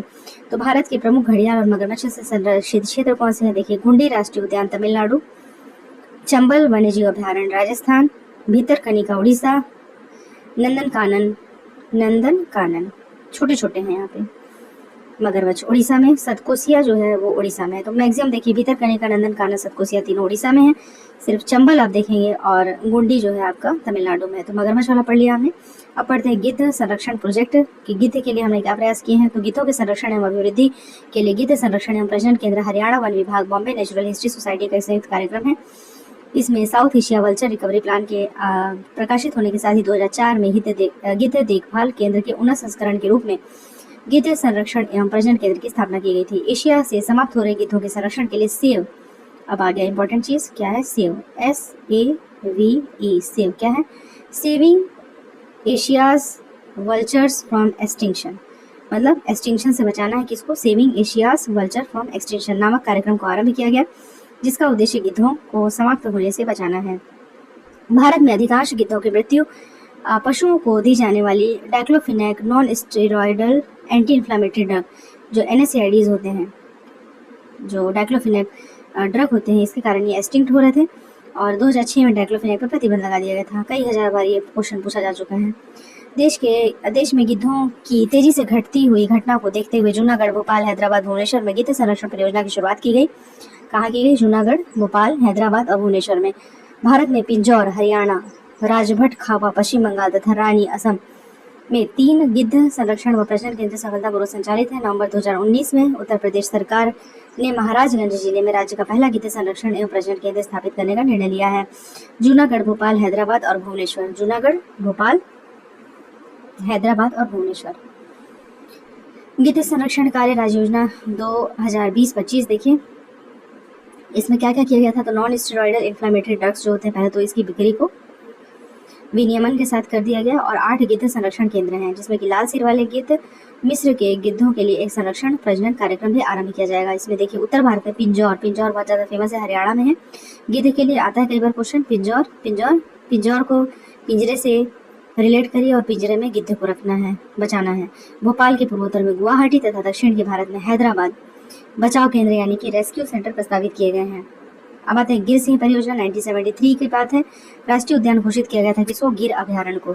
इसके साथ ही केंद्र सरकार के द्वारा इसी उद्यान से गिर सिंह परियोजना की शुरुआत की गई और गिर उद्यान को एशियाई सिंहों को घर के नाम से भी जाना जाता है। 1412 वर्ग किलोमीटर मतलब 1412 वर्ग किलोमीटर के क्षेत्र में यह है।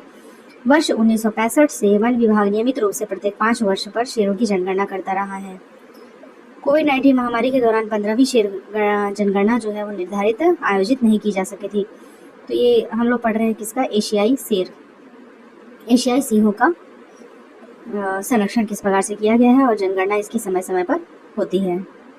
तो एशियाई सिंह की देखते हैं हम जनगणना, 14वीं जनगणना के बारे में दिया है, लेकिन वर्तमान में हम देखते हैं कि 2025 में 16वीं जनगणना संपादित हुई है। तो 16वीं जनगणना के हिसाब से हमारे पास कुल कितने शेर हैं, तो हमारे पास हैं 891, ठीक है। शेर मतलब हमेशा 1 नंबर पे रहेगा, जंगल का राजा है, ठीक है। और 198, 89 या 98, 1 से लेकर 10 तक के बीच में 9 आता है, 8 आता है, 891, थोड़ा सा इसको रिलेट करना है, 891 है। और सबसे ज़्यादा देखेंगे तो गुजरात में गिर के जंगलों में होते हैं 100%, और यहाँ पे अमरेली के निकट देखा जाता है तो सबसे ज़्यादा, मतलब गुजरात राज्य में ही इसकी संख्या सबसे अधिक होती है, 100% यही है। बाकी जो है वो दूसरे शेर हैं, लेकिन एशियाई शेर की बात कही जाए तो ये गिर गुजरात में ही है, कभी कंफ्यूज नहीं होना है जब ऑप्शन में आए। हंगुल परियोजना देखिए, हंगुल क्या होता है, यूरोपीय रेंडियर प्रजाति का ये हिरण है। हंगुल मतलब हिरण। दाचीगाम जो नेशनल पार्क है कश्मीर में, वहीं पे ये बचा हुआ है, क्योंकि संकटापन्न प्रजाति है और कभी भी समाप्त हो सकती है। कश्मीरी स्टैग के नाम से भी इसको जाना जाता है। और यहाँ तक कि जम्मू कश्मीर का जो नेशनल एनिमल है, राजकीय पशु है, नेशनल बोल रहे हैं, स्टेट का जो राजकीय पशु है वो क्या है, जम्मू कश्मीर का हंगुल है। तो इसमें IUCN और WWF के सहयोग से जम्मू कश्मीर में सरकार ने हंगुल परियोजना का शुभारंभ किया था, जिसके कारण इसकी संख्या बढ़ रही है। तो दाचीगाम याद रखना है, संकटापन्न है ये याद रखना है, और हंगुल परियोजना एक हिरण है ये याद रखना है। कस्तूरी मृग परियोजना क्या है, तो हिमालय क्षेत्र में हिमाचल प्रदेश के जो चंबा घाटी है से लेकर के, मतलब हिमाचल प्रदेश का जो चंबा घाटी है वहाँ से लेकर के सिक्किम तक जो है पाया जाता है कस्तूरी मृग, और इसमें केवल नर मृग ही पाए जाते हैं। कस्तूरी के औषधीय और प्रसाधन महत्व के कारण इसका क्या होता है, अवैध शिकार। इसको रोकने के लिए 1970 के दशक में अंतर्राष्ट्रीय संघ के सहयोग से हमने उत्तराखंड के केदारनाथ अभ्यारण्य और कस्तूरी मृग परियोजना की शुरुआत की थी। कस्तूरी मृग के लिए हिमाचल प्रदेश का शिकारी देवी अभ्यारण्य और उत्तराखंड का बद्रीनाथ अभ्यारण्य प्रसिद्ध है। इसके लिए कस्तूरी मृग के लिए, तो कस्तूरी मृग के लिए हिमाचल सुंदर सुंदर चीज कहाँ थे, हिमाचल में थे, चंद्रताल, सूर्यताल। तो उसी तरीके से एक सुंदर चीज जो कॉस्मेटिक में यूज होती है कस्तूरी मृग के लिए शिकारी देवी अभ्यारण्य, किसका शिकार कर दिया जा रहा है, इसलिए बद्रीनाथ ही अब बचा सकते हैं। तो शिकार कर दिया जा रहा है कहाँ, हिमाचल प्रदेश में, तो उत्तराखंड के बद्रीनाथ ही इसको बचा सकते हैं कस्तूरी मृग। मणिपुर थामिन परियोजना, थामिन मतलब कि ये भी एक प्रकार का देखिए डियर है, हिरण है, एक विशेष प्रकार का हिरण है जो कि मणिपुर के लोकटक झील के दक्षिण पूर्वी भाग में स्थित जो जंगल होते हैं वहां पाया जाता है। अवैध शिकार होने के कारण इसकी गणना विश्व के दुर्लभ स्तनधारियों में होती है। स्तनधारी है थामिन, थम जाओ, कहाँ, लोकटक, एक टक अगर आप किसी चीज को देखते रहोगे तो थम जाओगे। तो थामिन एंड लोकटक को कोरिलेट कर लेना है, हिरण है और मणिपुर में है। कछुआ संरक्षण परियोजना देखिए, ऑलिव रिडले दक्षिण अमेरिका प्रजाति का एक कछुआ है जो कि शीत ऋतु में भारत के पूर्वी तट में आ जाता है, उधर से घूमते घूमते हमारे पास आ जाता है। तो उड़ीसा के तट पर आ जाता है, अंडे देने के लिए प्रवास करता है, इनका उपयोग औषधि निर्माण में होता है और इसका अंतर्राष्ट्रीय स्तर पे अवैध व्यापार भी होता है। तो 1975 में देखिए कछुआ संरक्षण परियोजना प्रारंभ की थी। अभी हम लोग मगरमच्छ वाला देखे थे 1974, तो उसमें देखे थे कि 4 पैर होते हैं। अब कछुआ में क्या करना है, एक सिर भी रहता है, उसके बाद ये है 1 2 3 4, या पूंछ से जोड़ लीजिए तो इसे 5 पैर याद रखना है। तो 5 से 1975 हो जाएगा। कभी भी कछुआ वाले में कंफ्यूज नहीं करना है, ना ही मगरमच्छ वाले में। तो 1975 में भीतरकनिका अभ्यारण्य से कछुआ संरक्षण परियोजना शुरू की गई थी। ऑलिव रिडले व अन्य कछुओं की संकटग्रस्त प्रजातियों के संरक्षण के लिए पर्यावरण, वन एवं जलवायु परिवर्तन मंत्रालय एवं UNDP के साझे तौर पर 1999 में भारतीय वन्य जीव संस्थान देहरादून में समुद्री कछुआ परियोजना की शुरुआत उड़ीसा के तटीय क्षेत्रों से की थी। तो यहाँ उड़ीसा सरकार की बात की जा रही है कि 1975 में भीतरकनिका अभ्यारण्य से किया था, और ये कुछ अलग चीज है। ये UNDP का जो प्रोग्राम था 1999 में भारतीय वन्य जीव संस्थान देहरादून में समुद्री कछुआ परियोजना की शुरुआत उड़ीसा के तटीय तत्वों से की थी। कछुए के प्रजनन का स्थल क्या है, उड़ीसा का गहीर माथा समुद्री तट है जो कि 3 किलोमीटर लंबा और 350 मीटर चौड़ा द्वीप है। यहाँ पे मैंग्रोव पाए जाते हैं। गेंडा देखिए, एक सींग वाले गेंडे केवल भारत में पाए जाते हैं। ये हम लोग मेनली देखते हैं कि इनका शिकार हो रहा है, अवैध शिकार हो रहा है। ये असम वाले क्षेत्र में काजीरंगा में देखते हैं, मानस अभ्यारण्य में। तो इनके संरक्षण के लिए 1987 में गेंडा परियोजना प्रारंभ किया गया था। अब 1987 को कैसे रिलेट करेंगे गेंडा के साथ, 1987 को ये शुरू किया गया था गेंडा गेंडों के लिए असम के मानस अभयारण्य व काजीरंगा उद्यान, पश्चिम बंगाल के जल्दापारा देखिए, ये गेंडों की क्या है, शरणा स्थली है। तो चलिए पहले याद कर लेते हैं कि वर्ष 1987 में गेंडा परियोजना कैसे याद रहेगा। तो 87 को रिलेट करिए किससे, सताने से, ठीक है, सताना। अगर गेंडे को सताएंगे ना तो वो सींग से मार देगा, ठीक है, इसको सताना नहीं है। तो 1987 में कौन आता है, गेंडा परियोजना। तो कभी भी ना वर्ष वाइज अगर आगे मिलाने को कि टाइगर मिलाओ, मगरमच्छ मिलाओ, कछुआ मिलाओ, तो कभी भी हमको कंफ्यूज नहीं होना है। अभी तक हम लोगों ने क्या क्या देखा था, देखिए एक बार यहाँ पे थोड़ा सा होल्ड कर रहे हैं कि 1974 में 74 में हमने देखा था मगरमच्छ। तो मगरमच्छ का 4 पैर वाला याद रखिए, या फिर चौकन्ना, 74 मतलब कि बहुत चौकन्ना रहता मगरमच्छ, जिसको देखेगा तुरंत भाग जाएगा। 1975 में हमने देखा था 75 कछुआ से रिलेट किया था, कछुआ, ठीक है। 75 मतलब पीछे रहता है हमेशा, धीरे धीरे चलता है ना, पर पीछे 75, या फिर उसके जो 5 से याद करिए, 4 पैर और एक सिर भी पैर जैसा दिखता है, तो 5। अभी 87 याद किया, सताना, 87 गेंडे के लिए, गेंडे को सताओगे तो सींग से मार देगा, तो 1987 87 हो गया। 74, 75, 87। अब आगे चलते हैं, आगे है देखिए Indian rhino vision. Rhino Bodo स्वायत्त परिषद, असम वन विभाग तथा बोडो स्वायत्त परिषद, ये दोनों के मेल से और WWF जो है इनके फाउंडेशन के सहयोग से ये हुआ था। और 2014 को भारतीय गेंडा दृष्टिकोण 2020 आरंभ किया गया। इसका उद्देश्य एक सींग वाले गेंडों का संरक्षण और उनकी संख्या में वृद्धि करना। विश्व की एक सींग वाले गेंडों की कुल आबादी 85% है, भारत में है, और 75% तो सबसे ज़्यादा असम में ही है, ठीक है, असम में ही सबसे ज़्यादा है ये 75%, और 85% भारत में। तो गेंडा असम के काजीरंगा नेशनल पार्क में देखिए, यहाँ पे हिम तेंदुआ परियोजना देखिए, यह भारत के हिमालयी क्षेत्र में पाए जाते हैं। 1972 में IUCN ने हिम तेंदुए को संकटग्रस्त में रख दिया था और इनके संरक्षण हेतु भारत सरकार ने 2009 में हिम तेंदुआ परियोजना चालू की। न को जो 9 है, 9 मतलब थोड़ा सा इसको ठंडे से जोड़ना है, ठंडे, हिम, ठीक है। 2009 हिम तेंदुआ परियोजना शुरू की गई थी 2009 में, ठंडा कूल 2009 को हिम तेंदुआ परियोजना शुरू की गई थी। और यह परियोजना भारत के 5 हिमालयी क्षेत्र, जम्मू कश्मीर, हिमाचल प्रदेश, अरुणाचल प्रदेश, सिक्किम के उच्च उन्नतांशों वाले क्षेत्रों में क्रियान्वित की जा रही है।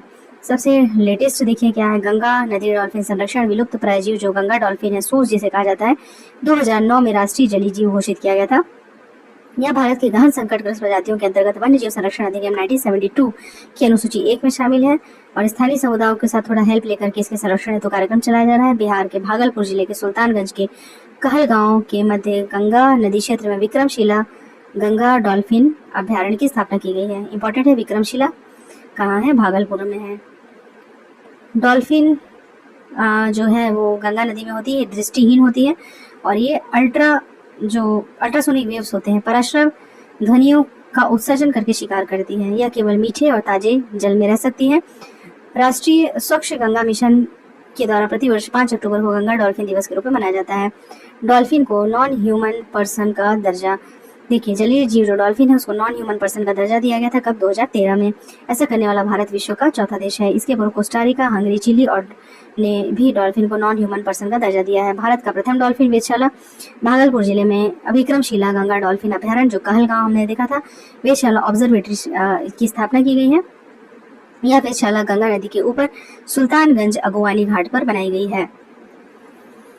लाल पंडा परियोजना देखते हैं कहाँ पे मिलती है, पूर्वी हिमालय। कभी भी देखिए, कई बार क्वेश्चन में UPSC में भी आया है, स्टेट में भी आया है, पूर्वी हिमालय पश्चिम हिमालय में कंफ्यूज करता है। तो हमेशा हम देखेंगे जो इंडिया का जो पूर्वी रीजन है यहीं पे ये मिलता है, पूर्वी हिमालय में 1500 से 4000 मीटर की ऊंचाई पर। कहाँ, सिक्किम, अरुणाचल प्रदेश और दार्जिलिंग के जंगलों में पाए जाने वाला जानवर है, और इसे अरुणाचल प्रदेश में कैट बियर के नाम से भी जाना जाता है। कैट बियर, कैट जैसा दिखता है ना, कैट बियर। इनकी संख्या दिन प्रतिदिन कम होती जा रही है, अतः इसे 1996 में WWF के सहयोग से पद्मजा नायडू हिमालय जंतु पार्क के द्वारा लाल पंडा परियोजना की शुरुआत की गई थी। लाल पंडा परियोजना, तो यहाँ पे देखिए 96 में, अब इसको भी याद करना पड़ेगा कि लाल पंडा वाला जो हमारा है वो 96 में शुरू हुआ था ये परियोजना। तो इसको कैसे याद रखेंगे, इसे कोरिलेट करने के लिए, जैसे कि ना कोई पेड़ है और पेड़ की हम देखते हैं कोई डाल है, शाखा, तो शाखा में ना 9 और 6 जैसे उल्टा है, वैसे ही पांडा क्या करता है, उल्टा लटक जाता है, उल्टा 96। ठीक है, 9 और 6। या फिर ये याद कर सकते हैं कि बहुत सारा निक एंड सिक, मतलब कि बहुत सुंदर दिख रहा है और सिक भी दिख रहा है, बीमार भी दिख रहा है लाल पंडा। ठीक है, लाल पंडा थोड़ा बीमार दिख रहा है क्योंकि संकटग्रस्त हो गया है बेचारा। ठीक है, संकटग्रस्त हो गया तो बीमार दिख रहा है, तो निक एंड सिक, निक तो है लेकिन क्या हो गया, सिक हो गया, बीमार हो गया। तो 96 ऐसे याद रख सकते हैं। या फिर ये उल्टा लटक, 9 और 6 जैसे उल्टे हैं वैसे पेड़ में उल्टा लटक जाता है। ठीक है, इस तरीके से 96। एक और चीज़ दिमाग में है, 96। 96 मतलब होता है पेड़ की छाँव, छाँव में कौन बैठा है, पंडा बैठा है। तो जो भी याद हो उसमें याद कर सकते हैं लाल पंडा। आर्द्र भूमियाँ या जलग्रस्त भूमि देखते हैं, तो जलग्रस्त भूमि ऐसी दलदली क्षेत्र है जहाँ वर्ष भर अथवा वर्ष के कुछ महीने जल का जमाव रहता है। ये क्षेत्र 6 मीटर से अधिक गहरे नहीं होते हैं, 6 मीटर से अधिक गहरे नहीं होते, और ये जल क्षेत्र प्राकृतिक अथवा कृत्रिम तथा शांत या बहते हुए जल वाले हो सकते हैं। तो दलदली क्षेत्र है, दलदली क्षेत्र जहाँ वर्ष भर या वर्ष के कुछ महीने क्या होता है, जमा होता है। अधिकतर जलग्रस्त भूमियाँ प्रत्यक्ष अप्रत्यक्ष रूप से गंगा ब्रह्मपुत्र नर्मदा ये सब नदियों में हमको देखने को मिलता है। ये क्या चीज़ का मैप है देख लेते हैं। भारत में रामसर साइट्स, अभी ये संख्या और बढ़ गई है, अभी ये संख्या और बढ़ गई। तो देखिए रामसर साइट्स, इसको भी अपडेट करना पड़ेगा। अभी की स्थिति में देखा जाए तो लगभग 100 रामसर साइट्स हो चुके हैं, और 96 हमने पढ़ा था। 96 जो रामसर साइट्स था वो था कोपरा जलाशय, जो कि बिलासपुर का है। कोपरा जलाशय 96 था। उसके बाद पटना पक्षी अभयारण्य हो गया, छारी डांड आर्द्र भूमि, और शेखा झील पक्षी अभयारण्य, और जयप्रकाश नारायण पक्षी अभयारण्य 100वां हुआ है, उत्तर प्रदेश का है, सुरहा ताल जिसको कहा जाता है। तो 100वां कौन सा हो गया, सुरहा ताल। सुरहा ताल करंट की किताब में ये अपडेटेड हमको मिल जाएगा, इसमें परेशान होने की बात नहीं है। तो सुरहा ताल जो है हमारा उत्तर प्रदेश का, ये क्या है, हमारा 100वां है, 100वां। तो रामसर साइट्स लगभग 100 हो चुके हैं। और अगर इसमें फोटो में देखा जाए तो देखिए लद्दाख में 100 कार आर्द्र भूमि है, 100 कार आर्द्र भूमि। अक्सर पूछा जाता है कि कौन से जिले में क्या है, तो हिमाचल प्रदेश में देखिए रेणुका, चंद्रताल, सूर्यताल, रेणुका, आसन आर्द्र भूमि। सुंदर सुंदर चीजें कहाँ हैं, हिमाचल प्रदेश में है। तो रेणुका, चंद्रताल, आसन। उत्तराखंड में देखिए क्या है, उत्तराखंड में भी आसन आर्द्र भूमि है। बिहार में कांवर झील, बिहार में और 2 हो गए थे, नकटा झील, नागी नकटा, तो नागी नकटा।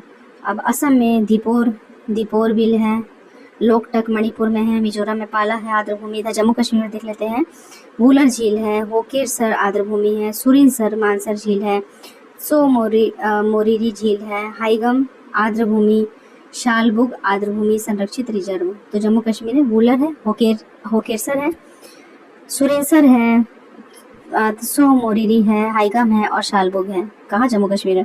पंजाब में देखिए व्यास कंजर्वेशन रिजर्व है, कांजली है पंजाब में, व्यास कंजर्वेशन रिजर्व, कांजली झील, हरिके झील आता है कई बार, हरिके कहाँ है, पंजाब में है। नांगल वन्यजीव अभयारण्य है, रोपड़ झील है, केशोपुर मियाँ सामुदायिक रिजर्व है।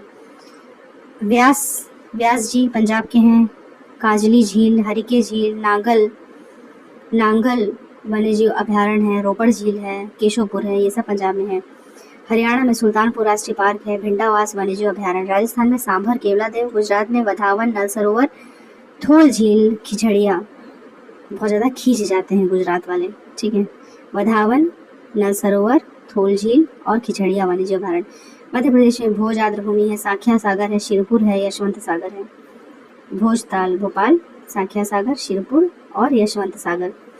उड़ीसा में है भीतरकनिका, चिल्का, सतकोसिया, टम्पारा, अनसुपा और हीराकुंड रिजर्व। कौन कौन सा है, भीतरकनिका, चिल्का झील, सतकोसिया, टपारा, अनुसुपा और हीराकुंड। आंध्र प्रदेश में कौन है, कोलेरू झील है। तमिलनाडु में देखते हैं, तमिलनाडु में एक अच्छी खासी लिस्ट है जिसमें कि पॉइंट कैलिमर वन्यजीव एवं पक्षी अभयारण्य, पॉइंट कैलिमर बहुत सारा। देखिए तमिलनाडु में सबसे ज़्यादा आर्द्र जो भूमि है वो यहीं पे है। तो पॉइंट कैलिमर है, करिकिली है, पल्ली कर्नलई है, पिचावरम, कुंथनकुलम है, मन्नार की खाड़ी है, वेम्बनूर, विल्लोड़, वेदांगथल पक्षी अभयारण्य, उदत मार्तंडम, चित्रांगुड़ी, सुचिंद्रम, वुड़वूर और कांजीर कुलम। तो वो जितने कठिन नाम है सब कहाँ है, तमिलनाडु में है। केरल का बस याद कर लेते हैं, अलग तो केरल और तमिलनाडु में अंतर करने को आएगा। जितना भी उटपटांग टाइप का नाम है ये तमिलनाडु से रिलेटेड है, लेकिन वेमनाथ, अष्टमुखी और षष्ठम कुट्टा ये तीनों तो केरल से रिलेटेड है। यूपीएससी में आया भी था ये षष्ठम कुट्टा वाला, और उधर रेणुका ताल, ये सब आया था कि कहाँ कहाँ पे मिलान करिए। तो हमको करंट के साथ साथ जो हमारे ट्रेडिशनल टॉपिक है वो भी पढ़े रहना चाहिए, ताकि कभी आ जाए तो गलत ना हो। रंगन थितू जो है वो कर्नाटक में है, गोवा में नंदा झील है, महाराष्ट्र में नंदुर, लोनार और ठाणे है, गुजरात में पढ़ चुके थे वधावन, नल सरोवर, थोल और खिचड़िया। तो इस तरीके से ये पूरे आर्द्र भूमि है, रामसर स्थल है हमारे यहाँ इसका नाम, लेकिन वो किस जिले में है वो हमको उत्तर प्रदेश छूट गया था। यहाँ पे उत्तर प्रदेश है। अपर गंगा नदी, समन पक्षी अभ्यारण्य, सरसई नवार झील, सांडी पक्षी अभ्यारण्य, नवाबगंज पक्षी अभ्यारण्य, समसपुर पक्षी अभ्यारण्य, पार्वती अर्गा पक्षी अभ्यारण्य, सुर सरोवर झील, हैदरपुर और बखीरा वन्यजीव अभ्यारण्य, ये सब कहाँ है? उत्तर प्रदेश में है। तो इतने सारे जो है हमारे क्या है, रामसर स्थल। पूरा नाम हमने अभी उसमें देख लिया है मैप में।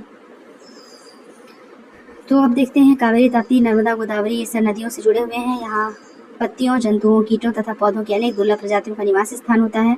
पारिस्थितिकी व्यवस्था बनाए रखते हुए पोषक तत्वों का पुनर्निर्माण और जहरीले तत्वों को निष्क्रिय करते हैं।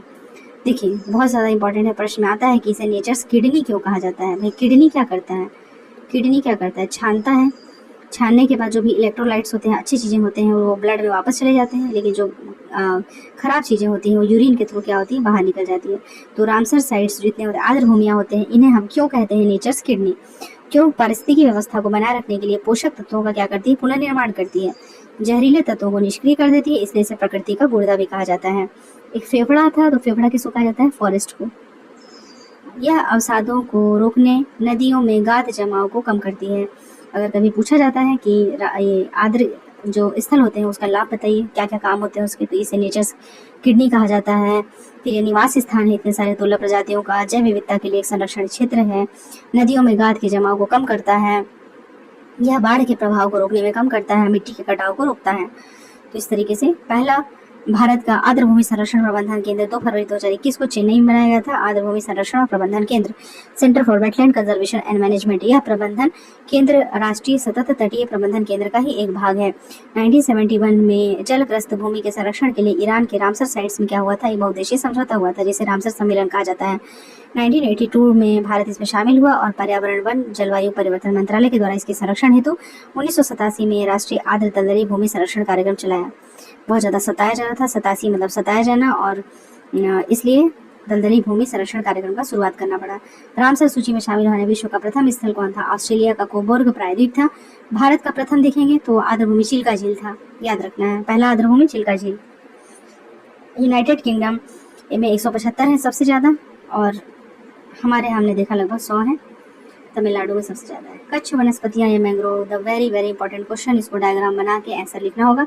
ये उष्णकटिबंधीय और उपोष्णकटिबंधीय प्रदेशों के समुद्र तटवर्ती क्षेत्रों में बैक वाटर्स यानी कि पश्च जलों, नदियों के मुहानों, क्षारीय दलदलों, दलीय मैदानों में पाई जाने वाली वनस्पतियाँ होती हैं। मैंग्रोव वनस्पतियाँ, इनमें क्षार सहन करने की क्षमता सबसे ज़्यादा होती है।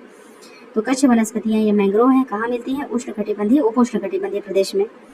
बैकवाटर्स नदी के मुहाने, क्षारीय दलदलों व दलदली मैदानों में पाई जाने वाली वनस्पतियां हैं, और इनमें क्षार सहन करने की क्षमता बहुत ही ज़्यादा होती है।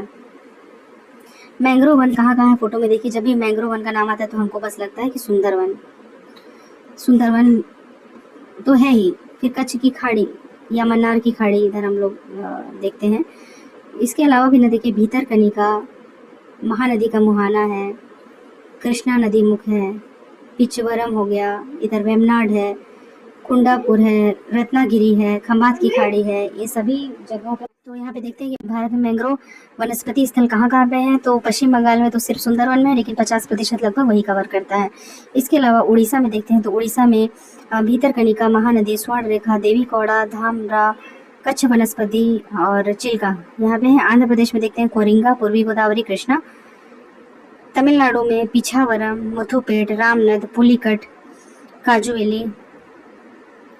अंडमान निकोबार में उत्तरी अंडमान निकोबार, केरल में वेमनाद, कर्नाटक में कुंडापुर, दक्षिण कन्नड़, कारवाड़, मंगलौर वन प्रभाग, गोवा में गोवा, महाराष्ट्र में अचरा, रत्नागिरी, देवगढ़, विजयदुर्ग। नाम इसको ध्यान देना है, क्योंकि ना हमको लगता है कि मैंग्रोव कुछ ही स्थान पे है, लेकिन देखिए कितने सारे राज्य में है। महाराष्ट्र में अचरा, रत्नागिरी, देवगढ़, विजयदुर्ग, वेल्दूर, कुंडालिका, रवडाना, मुम्ब्रा, दिवा, विक्रोली, श्रीवर्धन, बैतरना, वसई, मानोरी और मालवन। गुजरात में कच्छ की खाड़ी में है ही, कच्छ की खाड़ी, खंभात की खाड़ी और डुमास, अब्रत, इतने जगह पे है। इतने सारे राज्यों में देखा जाए तो 1 2 3 4 5 6 7 8 9 10 से भी ज़्यादा राज्यों में ये मैंग्रोव वन है। तो इसका क्या महत्व होता है मैंग्रोव का, और ये देखते हैं एक बार क्या है।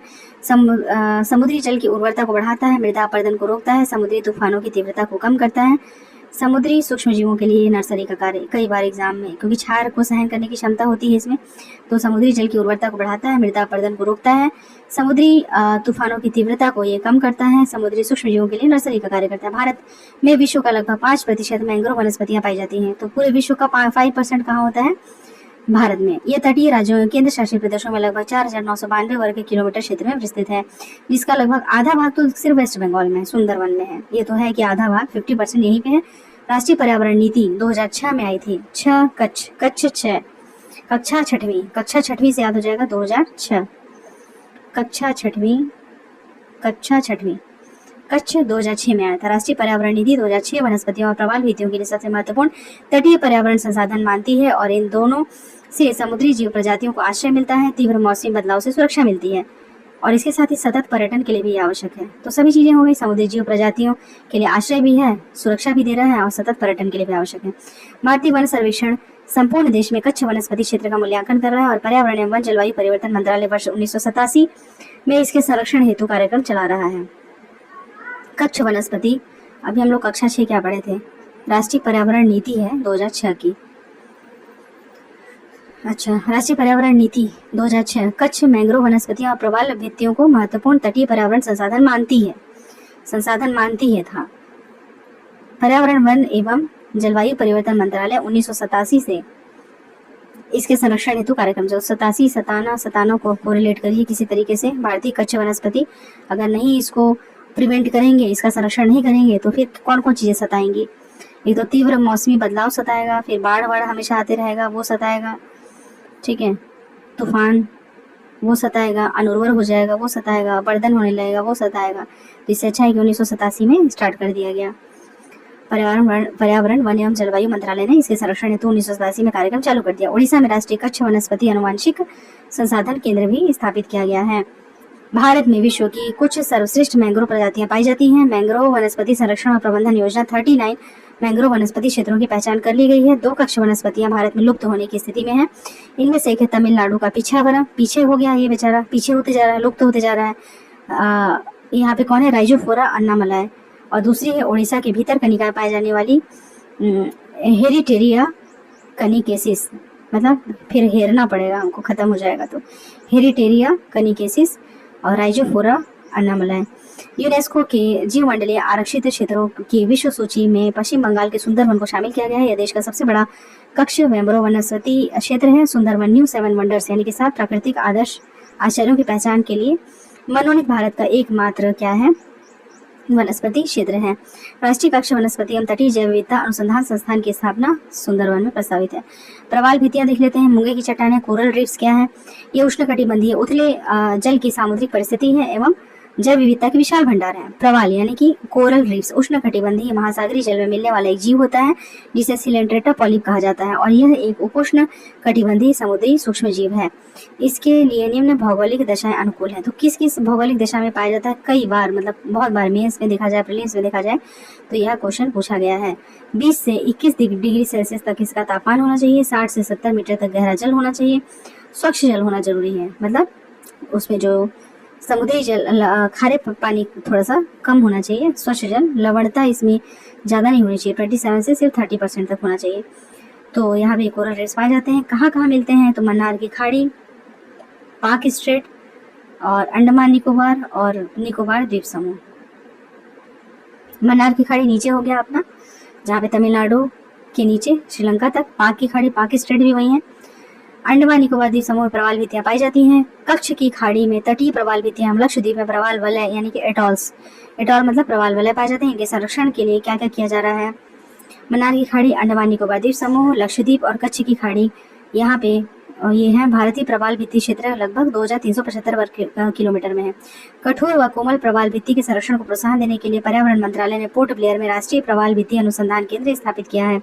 वर्ष 2018 को विश्व प्रवाल भित्ति वर्ष के रूप में मनाया गया था। पोर्ट ब्लेयर में इसके लिए स्थापित कर दिया गया। Centre for marine living and resources and ecology Kochi को समुद्री पर्यावरण के संरक्षण और विकास हेतु कार्यनीति बनाने का अधिकार दिया गया है। Centre for marine living resources and ecology. अब देखते हैं कोरल ब्लीचिंग, जो कि बहुत ज्यादा प्रश्न में रहता है। प्रवाल विरंजन क्या होता है? प्रवाल पर आवास की दृष्टि से अधिक आश्रित जूजेंथली शैवाल है, एल्गी, जब पर्यावरणीय कारणों से उससे पृथक हो जाता है तब प्रवाल अपने वास्तविक रंग यानी कि सफेद हो जाता है। इसे की कोरल ब्लीचिंग कहा जाता है। प्रवाल विरंजन